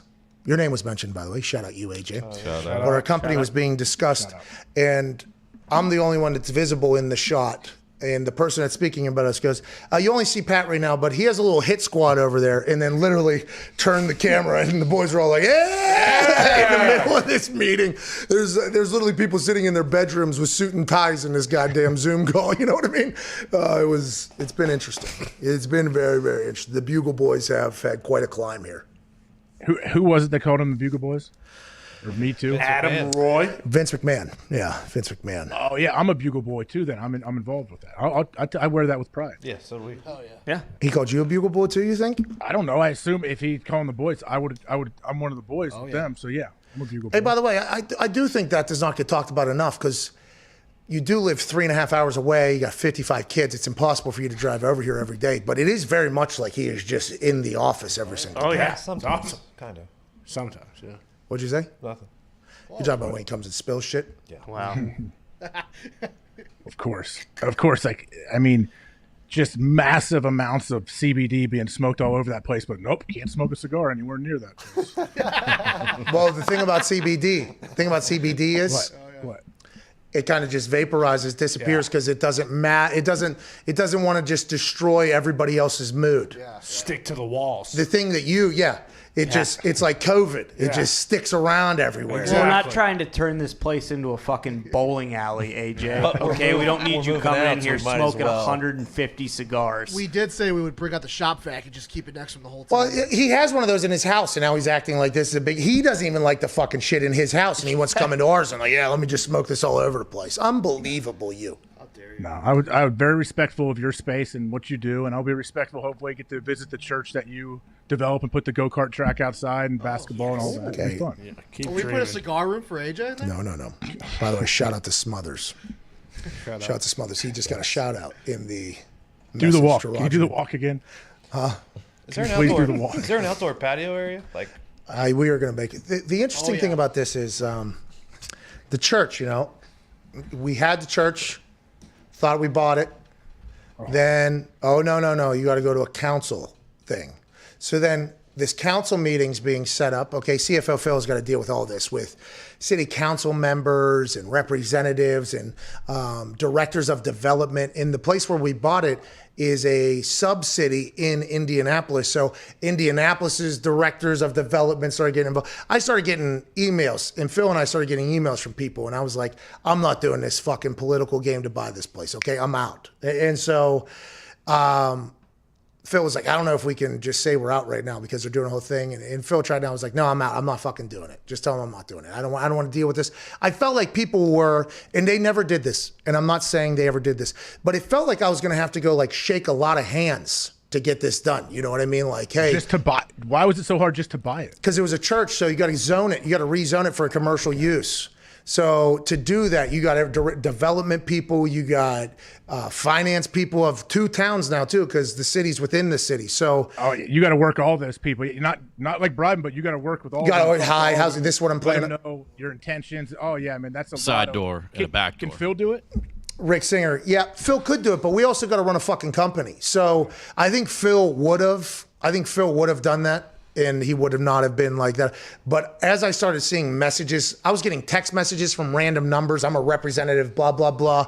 I want to talk about the da. And then other people were sending emails. I was like, fuck, I don't know what these people think this is. This is not happening. Like, this is not how this is going. I'm out. So we're actually going to buy another building right down the road that is much bigger. And I was going to do it just to spite the place that we were going to do it, right? So I'm out on that thing. So a week or two passes. All of a sudden, Mayor reaches out to Phil. Hey, want to get this thing done? I'm like, I do not.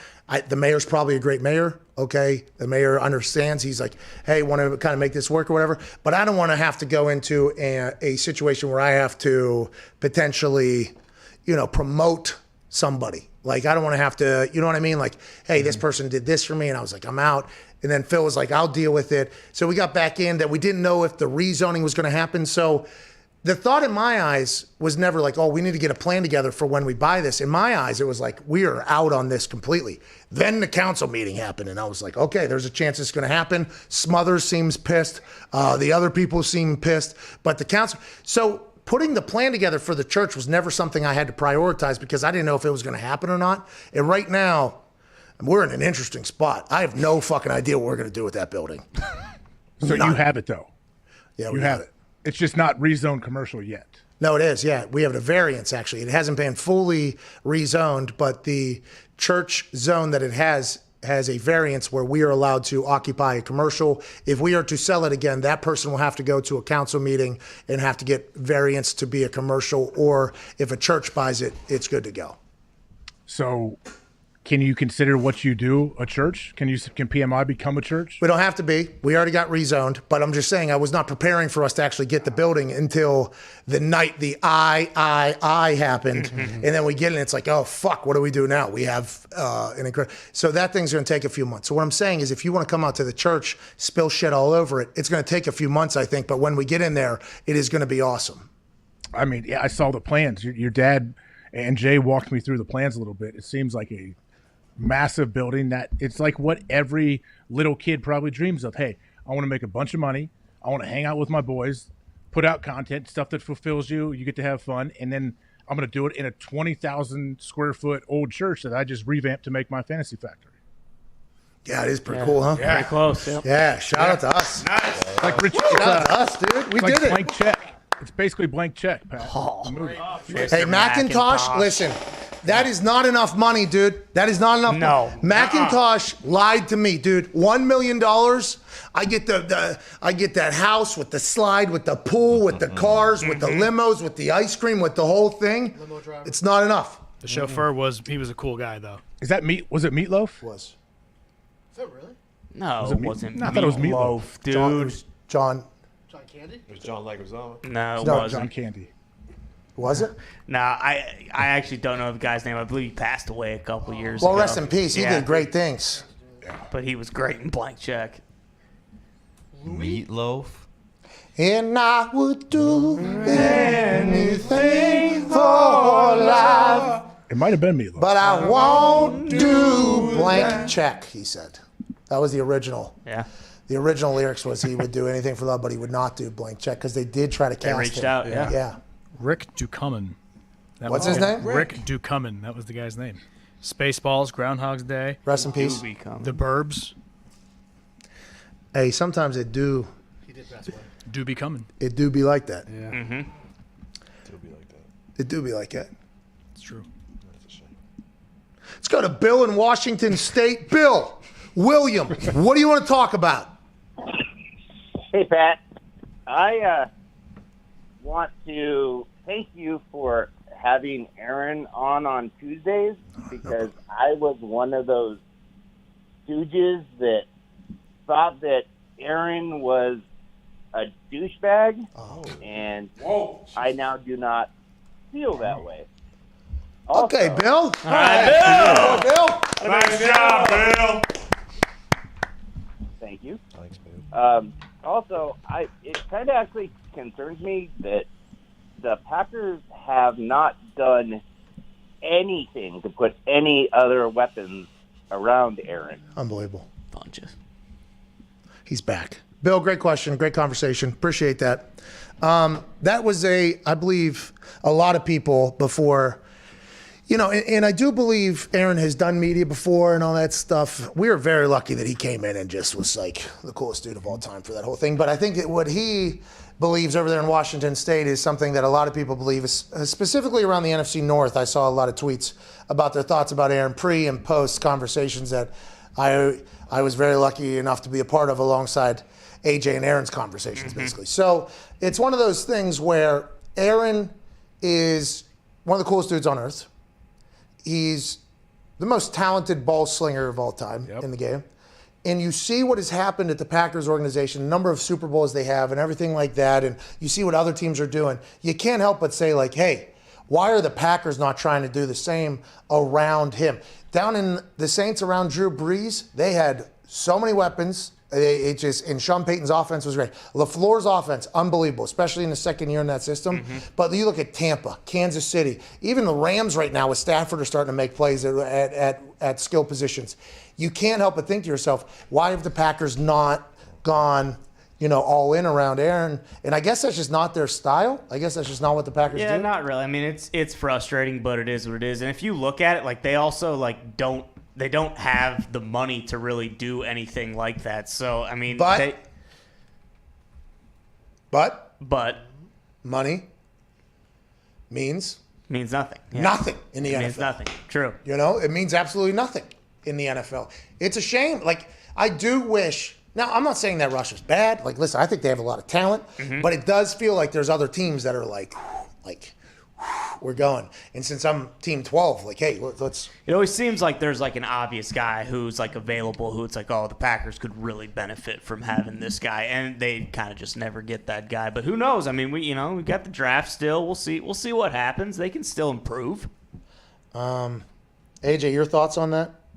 I mean, if you're Gutekunst, don't you think you're probably sitting there and saying, hey, like, we're not that far off. Like, we don't need to go out there and splurge and go overspend. We've been to 2 NFC championships in a row. Yes, we've lost, and people act like we didn't have a chance to ever win it. Once we get beat in the NFC championship game, I guess, I don't know. I would like to see him make more moves and bring more talent around him offensively, but either way, they're still going to be really good, and they're still going to have a chance to win the Super Bowl as long as Aaron is there. Listen, Devontae Adams top wide receiver in everybody's brackets, especially after this past season that he had. Big Bob Tunyon, going to be a stud. Big Dog has come back. Devin Funchess, he's going to come back from his opt-out year. Who knows how that whole thing's going to go. If it's anything like his basketball game, he's going to be good up there. Aaron Jones, obviously A.J. Dillon. They lose the center, but they'll be able to replace with Elton Jenkins, hopefully. I'm not saying, and we are not saying, that they don't have a spectacular group of people around them, but if you look at the teams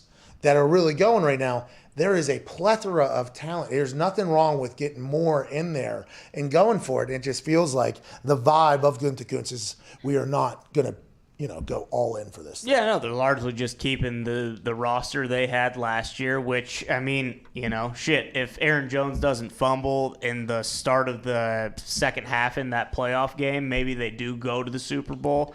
But, yeah, I mean, it stinks when it feels like the NFC Championship is almost like their cap. Hey, now, just wait until Aaron, hopefully 10 years from now or whatever it is, he isn't a Packer, and you guys are potentially in the world that a lot of teams are in looking for a good quarterback. Oh, no, you can see it in the horizon for sure. Oh, it's out there down yonder? Yeah, it's down yonder. It's getting closer, though. I hope Jordan Love figures out how to hit those holes on the net. He's a good ball thrower. Huh? He's a good ball thrower. Mel Kiper said it the other day. Well, A.J. Dillon said it as well. Yeah. You can just never have enough weapons. You can't. You saw it with the teams that went to the Super Bowl.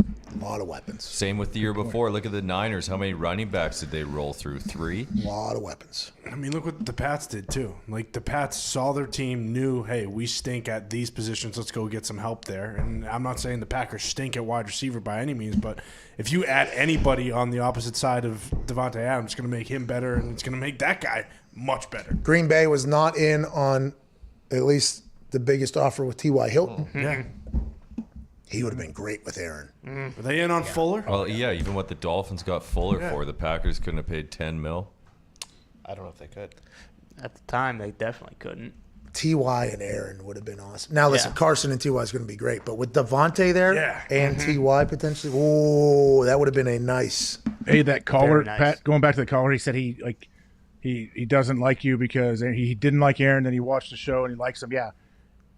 I think a lot of people feel that way. Unfortunately, it also goes the other way, where you may really like somebody that you watch from afar, you're a fan of, and then you actually get to see them or you listen to them in a long-form thing, and they turn out to be a huge toolbox. Yeah, unfortunately, it can happen that way, too. Listen, we don't know if that's true, but who?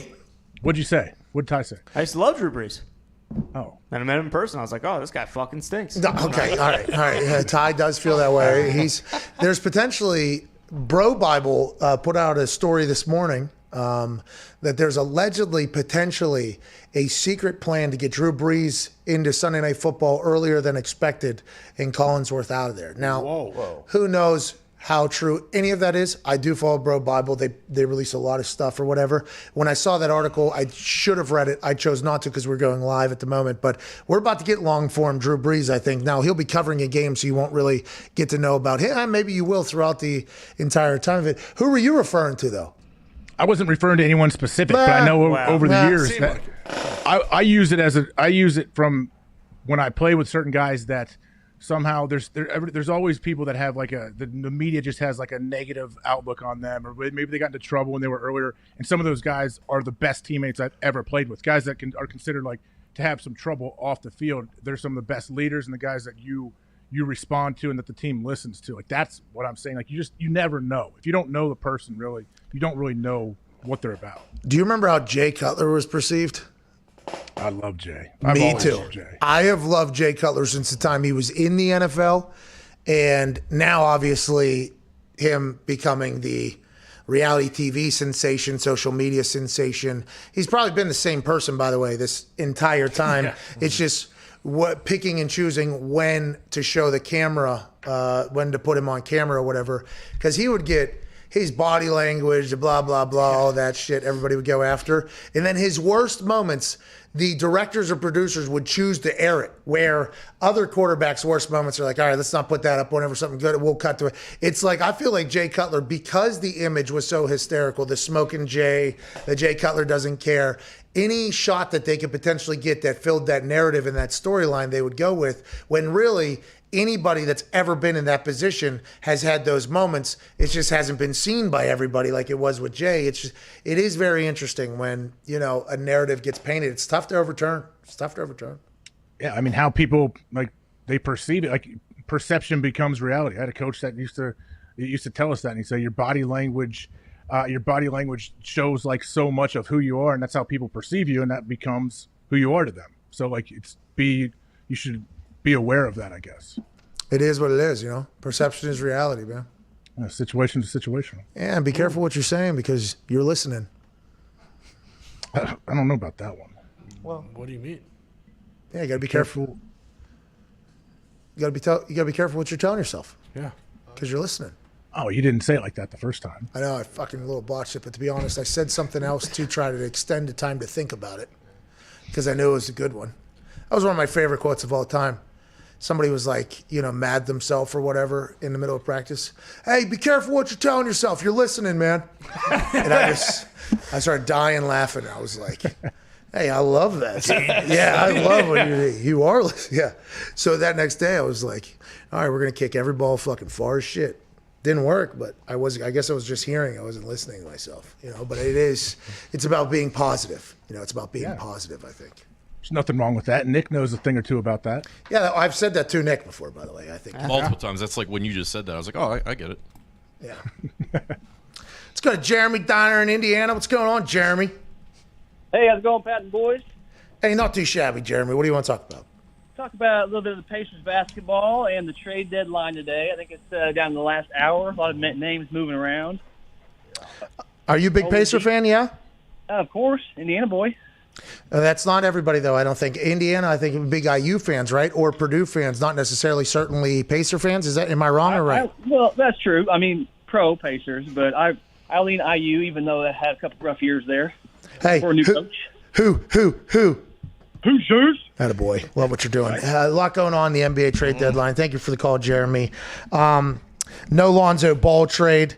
Sources tell ESPN, says Woj, he's staying in New Orleans. J.J. Redick is allegedly being traded from New Orleans to the Dallas Mavericks just one day after it was reported he was attempting to negotiate a buyout of the Pelicans to go to the Brooklyn Nets. Interesting turn of events for the Duke stud. Houston is trading Victor Oladipo to Miami. Victor Oladipo, formerly of the Pacers, to Jeremy's point, then went down to Houston after proclaiming this was his city. He now goes over to Miami. I think Darius Butler is happy about this move. Darius Butler's a big fan of this move. The NBA trade deadline, things are heating up, AJ. Yeah, I've had my finger on the pulse this whole time. That's why it's been tough to focus on this show. I've been checking the trade rumors. Yeah, well, me too. I got a text. There's like 10 texts in our group text there. And sometimes I just forget to look at my phone or whatever. I look down, there's 10 texts, and it's all Shams Charania, Woj. Shams Charania. I'm like, oh, shit, I completely forgot the NBA was happening. And that's why we're a sports show. Hell yeah. Aaron Gordon went to the Nuggets. That's a big one today. Okay, the Nuggets. All right, Aaron, let's go. Let's go, Aaron. Huh? Let's go, Nuggets. Aaron's a player, dude. Oh, yeah. Yeah. They're going to be much better. Aaron plays basketball when he gets out there. What's his best trait? What's he do? He jumped over a Muppet. He dunks. Yeah, like he dunks. No He other. flies. He looks like the baseball player. Aaron Judge, yeah. You just can't win. Fuck you, dude. Bigger. Oh! Hey, let's go. Because I thought whenever all those dunks were happening, I thought it was the baseball player. Yeah. They're like, no, actually, different Aaron. This guy, actually, NBA guy. Yeah, I know who it is. Sports show, dude. Sports show. Woo! Yeah, I knew. I just wanted you to prove it. Had to use some context clues. As soon as they showed the Muppet, I remembered. I thought to myself, there's a song called Back on My Bullshit by Fabulous. Yeah, of course. BOMBS. He has a line in there speaking about a lady. He said, I thought you'd be my Jordan. Turned out you're not even Ben Gordon or something like that. Shut up, Ben Gordon, though. Yeah, quite a shot across the bow. Ben Gordon was a good ball player. Yeah, it wasn't Jordan, no. UConn. Let's go to Martin down there in California. What's going on, Martin? Hey, what's up, Pat and boys? AJ? Shout out. Shout Shout out. Hey, so I heard you earlier saying you didn't really have much shit to talk about, so I'm going to give you a pot, see if you can stir it up a bit. So, I'm a big Raider fan, and I don't know if you saw earlier or the other day Mariota saying that a big reason why he came back to the Raiders is because they're giving him the opportunity to get healthy, and he liked the loyalty. And with Derek Carr having no cap hit next year, you think this is the end of the road with Derek Carr and the Raiders and Mariota's future? Oh, Martin, I'm not saying it. I'm not saying it. Can't do it I again. got into it with a segment of your fans. I'm not saying it. Marcus Mariota re-signing, renegotiating, taking $7 million off the table to remain a Raider. We all found very surprising. We thought his market would be a big one. Who knows what was happening there? That could potentially say that Marcus Mariota and John Gruden have had conversations about Derek Carr potentially stinking. Maybe. I'm not saying. But it also could say Marcus Mariota enjoyed being a backup to Derek Carr so much he wanted to stick around. So I'm not saying anything. I have no idea what the future is. All I know is that sniper that shot his groin and then that doctor that put it back into place the next day, those two should be, talked about a little bit more in this Derek Carr saga. Hey, I don't know if I got a darn Schefter or not, but I saw something where doesn't Marcus have a no trade clause in his contract? Yeah, he does. That's true. That was a big part of why he took the pay cut. Yeah. You would assume that means he wants to be there, obviously. So what is the no trade clause? That just means you can't trade unless I say yeah? I guess, yeah, you can't trade me to some scrub team. But no trade means you can trade, but only to places that I say so. Yeah, it's kind of like the cap. It's there, but it's not. Well, if they try and trade him somewhere Marcus doesn't want to go, he just says no. Yeah. It's there, but it's not. But it's not. I feel like we're learning a lot of shit is bullshit. Yeah. Mm-hmm. Like Jimmy G had a no trade clause, and he was like, "Nah, fuck it, I'll waive that." Yeah, trade me wherever, dude. Get me out of here. You guys want to anyways. It protects the player. So if you don't, the team gets a good offer from some team that's awful and they want a quarterback to go get beat up for 8 weeks, like you can say no. No, I like it, but it should just be like agreed trade clause.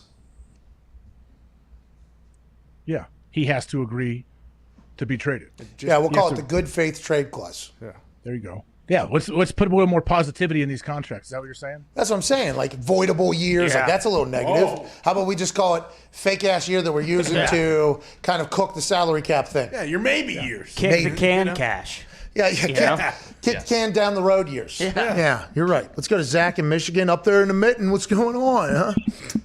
Pat McAfee, AJ Hawk, and the boys. What's going on, fellas? Hey, that's what I'm talking about, Zach. That's what I'm talking about, Zach. What do you want to talk about, pal? Hey, well, shout out to Nick, whoever's on the phone, because that was a bubbling group getting going, but here we go. I'm one of the stooges that averages the 40 minutes per episode running in the background. Hold on. Zach, what did you just shout? Who'd you just shout out there? Who was answering the phone? I thought it was Nick. Oh, no. That's quite a shot at Nick right there. Oh, no. Sorry. Did I hit both the uprights with the Chicago kicker? Wow,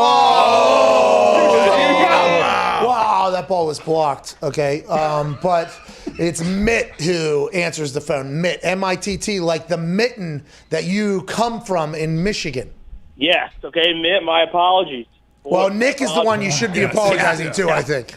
So, again, as I said, stooge, as you can clearly see. But how did I miss the bit? AJ Hawk doesn't like finishing the OHIO. You're a stooge. Well, Zach, you thought Nick was answering phones. Nick probably, if I had to go through the entire office, including AJ, Nick's the last one we'd put on the phones. Thank you, by the way. Yeah, that would be so rude of me to put Nick on the phones. He would come out of that cave back there so angry at everybody. Mm-hmm. It wouldn't be worth it for the company. Shout out Mitt, though. Mitt crushes. Love you, Mitt. All right, boy, Mitt. He still never apologized to Nick. I know. Yeah, I see that. Let's go to Aaron. How do you feel about that, Nick? He didn't even... I'm not too fuck him, Whoa. See, that's why Nick can't answer phones there. Yeah. I mean, that's the never thing. have callers. Yeah, let's go to Aaron in Texas. What's going on, Aaron? How we doing, Pat and the boys? I love this guy, Aaron. Everything is fantastic. What do you want to talk about, pal? Last call of the day. We're about to sail off into a Windiana Thursday here. What do you want to talk about, brother? Well, let's fucking go. All right, with all the Packers talk in the office, my question is for Evan Foxy. Yo. Do you really think that your Motor City Dan Campbell is going to fix that dumpster fire of an organization? Oh! Buried the city, dude! From Texas to Green Bay to a dumpster shit on Detroit. Foxy, what's going on out there? Look, pal, the Detroit Lions have never been good in my life. If there's one person that's going to put them on the map, that's going to bring this city some happiness, it's going to be Motor City Dan Campbell. Yeah. All right? And guess what? Your years of Aaron Rodgers, they're coming to an end. Whoa. You guys aren't going to be the big dogs in the NFC North for that much longer. And when that happens, we got Dan Campbell on a 6-year contract. He's ready to go. Lock him in for 10. The boys are going to dominate the NFC North. He doesn't believe it. That's awesome. He does not believe that. Not at all. But I do like what he just did. Shout out you, Foxy. Foxy. Congrats. Hey, a lot of valid points in there. You know, a lot of valid points. I love hearing it. I love hearing it coming from Foxy too, because Foxy's the most kind, caring, just a good, solid dude. I don't think Foxy dislikes anybody. Thank you. Okay, so you are kind of like you're in the office, you know, because you're on here every single day. I mentioned that earlier. It feels like AJ is in the office every day because you're here, you know, just one of the Bugle Boys or whatever. But that is not inaccurate. That is not inaccurate. Not at all. What do you mean? From my interactions, it is. Foxy's a savvy businessman. Foxy is a guy who, you know, he's observant. He has thoughts. You know, he's a 90-year-old man. Right, Yeah. He's a 90-year-old man, but yeah, he goes about it a little different. Pose.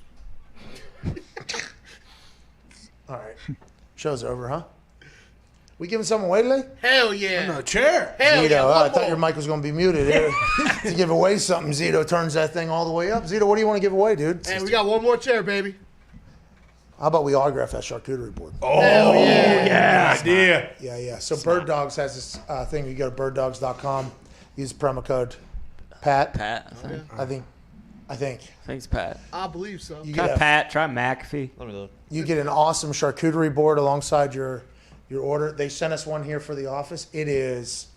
You got the knives inside of it already. You're ready to live a high society life with this shark board from Bird Dogs. We'll autograph it. AJ will not. Okay, AJ will not be able to autograph it. We'll fake his. He can't write with his hands either way. Yeah, we'll fake his. We'll write left-handed. Yeah. But promo code Pat is the thing to get that. We'll autograph that, give that away, fresh out of the office. All you got to use is the hashtag. Wow. All you got to watch is hashtag. Right, hashtag. Smothers. No, I'm just kidding. Smothers. Bro, he came from the back. It's easy to do that walk in the Hokas. Huh? It's easy to do that walk in the Hokas. He might. You could rock. He might have had him. I think me and Smothers have a lot more in common than he would ever imagine. I cannot wait to have a nice conversation with that guy at the church. But use the hashtag. Okay, so Bailey just sent in a text. We're not giving away the charcuterie board. Why is Why? that? No, we'll give away the charcuterie board. We'll give away also the charcuterie board. But we're going to give away a gaming PC giveaway. What is that? Whoa. What is a gaming PC? That's a little. Bill, do we even have one of those? No. We gotta buy one. You building this thing, Bill? Hey, Jason McAfee can build computers. By the way. Yeah. He's not here right now. He's taking care of Roland. But he can, do we have one of these to give away, Bill? I'm sure we could procure one. You're pretty sure? easily. Procure, good word by Billy Tips. Okay, we'll give away a gaming PC and a shark board from Bird Dogs. Wow. If you use the hashtag I watch PMS, no clue why. Hashtag I watch PMS, no clue why. That's IWATCHPMSNOCLUEWHY.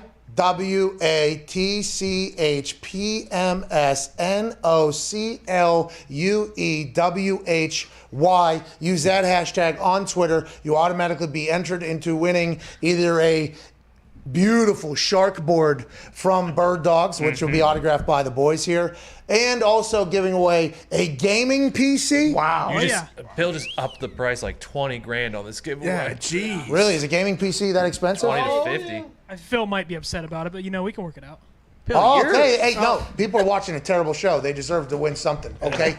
Hashtag I watch PMS, no clue why. You automatically be entered. Probably put a photo in there. I never am the one who picks these winners. We'll figure out who does it. One of the boys will do it. It'll be random, but, you know, if you have a photo in there, maybe you get a little bit more likely to have the shark board in there. Mm-hmm. The gaming PC will be a draw there. Yeah. Has to be a random draw if you use the hashtag I watch PMS, no clue why. How about us, AJ? That's a big giveaway. Yeah. Hey, that's a big giveaway. Yeah, you seem to do it every day. I like that it seems to happen live on air too, and Billy's just throwing things out there. But who's doing the cheese board tomorrow?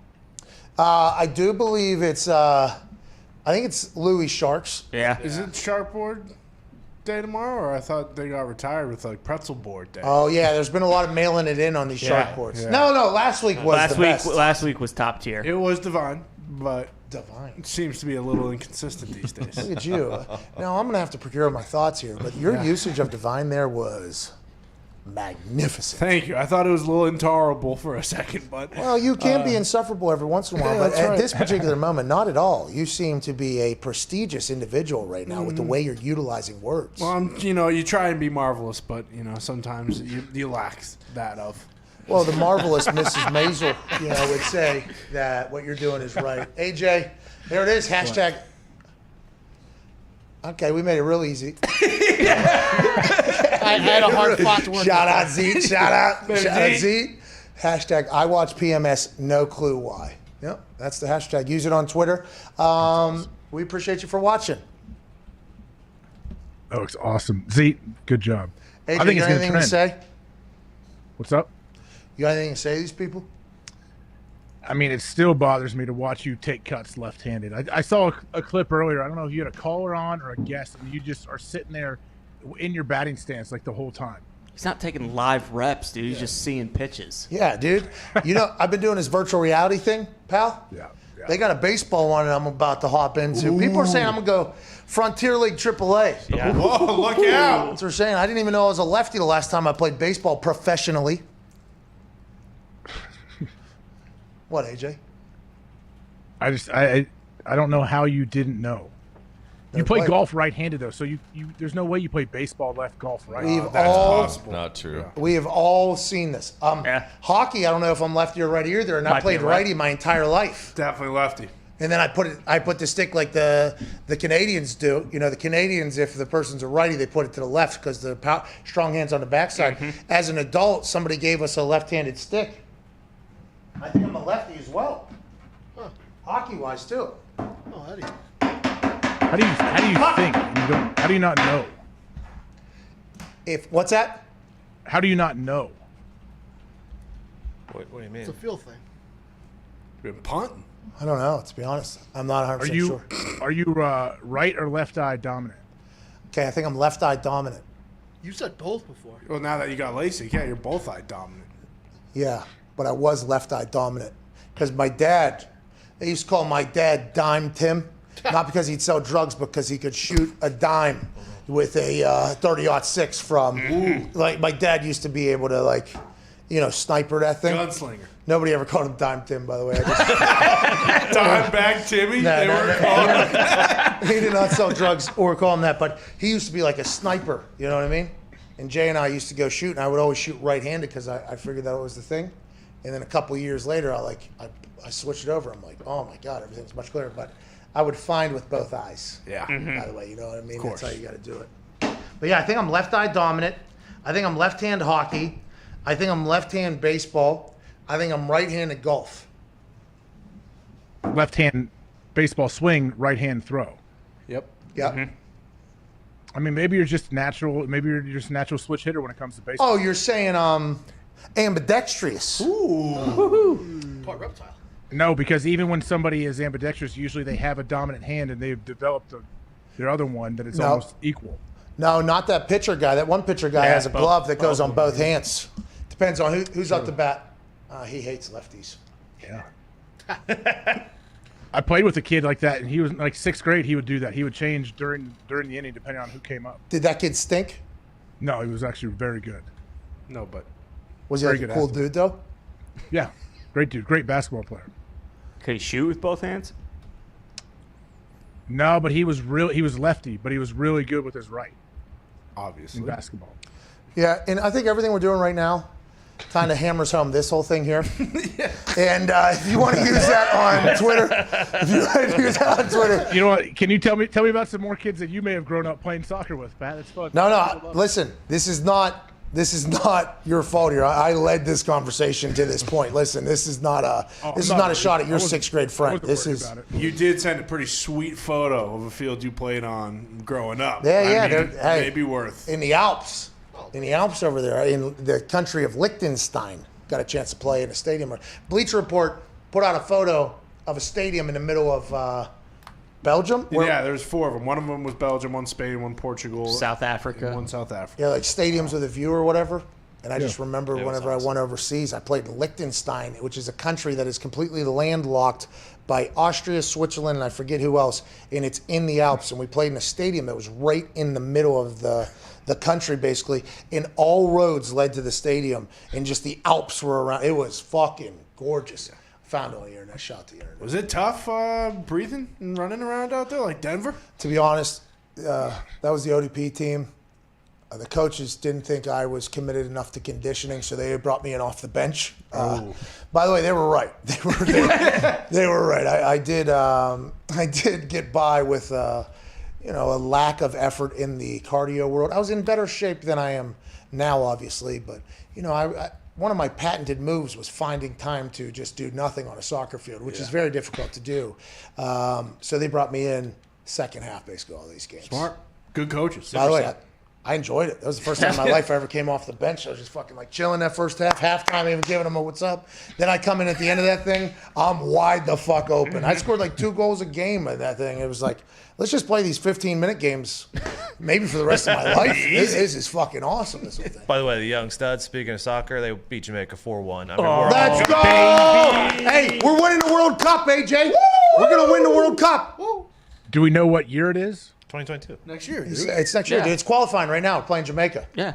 Oh, okay. I know we had a situation on the show and we were trying to figure out when it was coming. No. You had a situation. We knew soccer. We knew soccer the entire time. You did not. Hell yeah. I think that's the same show when you said Landon Donovan, Alexi Lawless, all these guys are coming back. No, I just said, hey, is Landon gonna come back for one more run? You didn't even know who Tony Miola was. And bro, when I mentioned the name DeMarcus Beasley, you were like, "What, dude? Who? What? You didn't basketball even know. player? Yeah, you were like, give me Tim Howard." It's like, yo, Tim Howard's a commentator now. AJ, have a little fucking respect.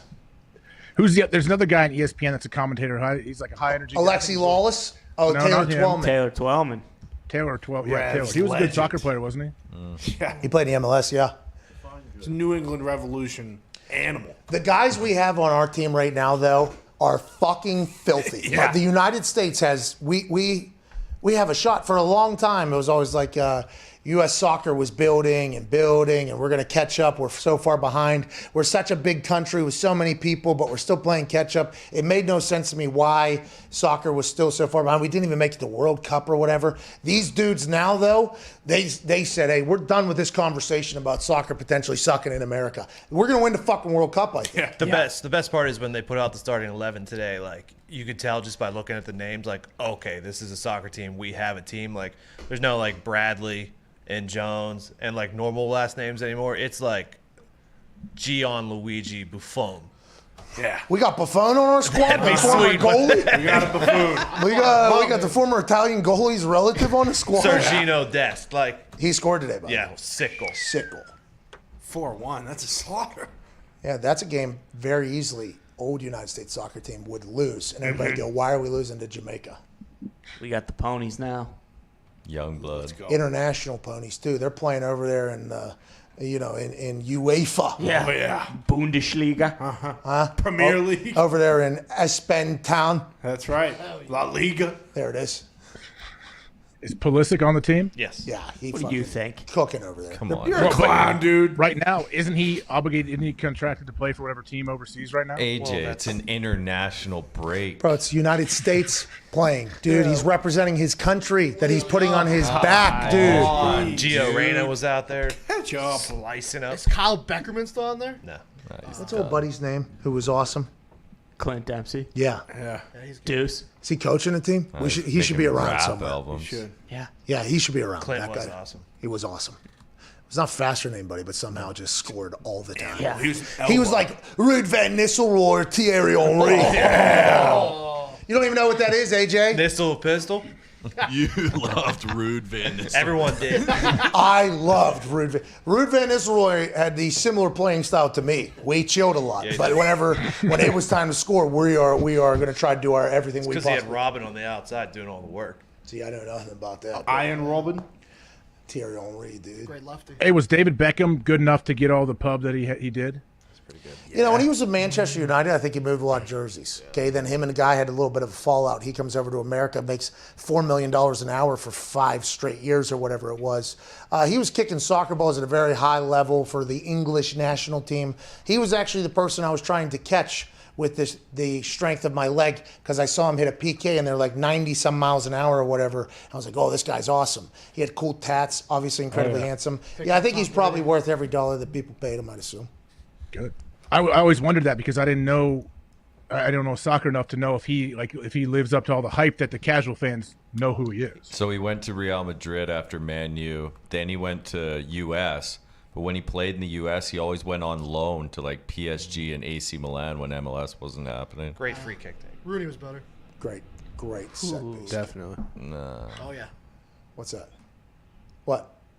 Zeet said Rooney was better. Beckham did more for the game than Rooney ever did.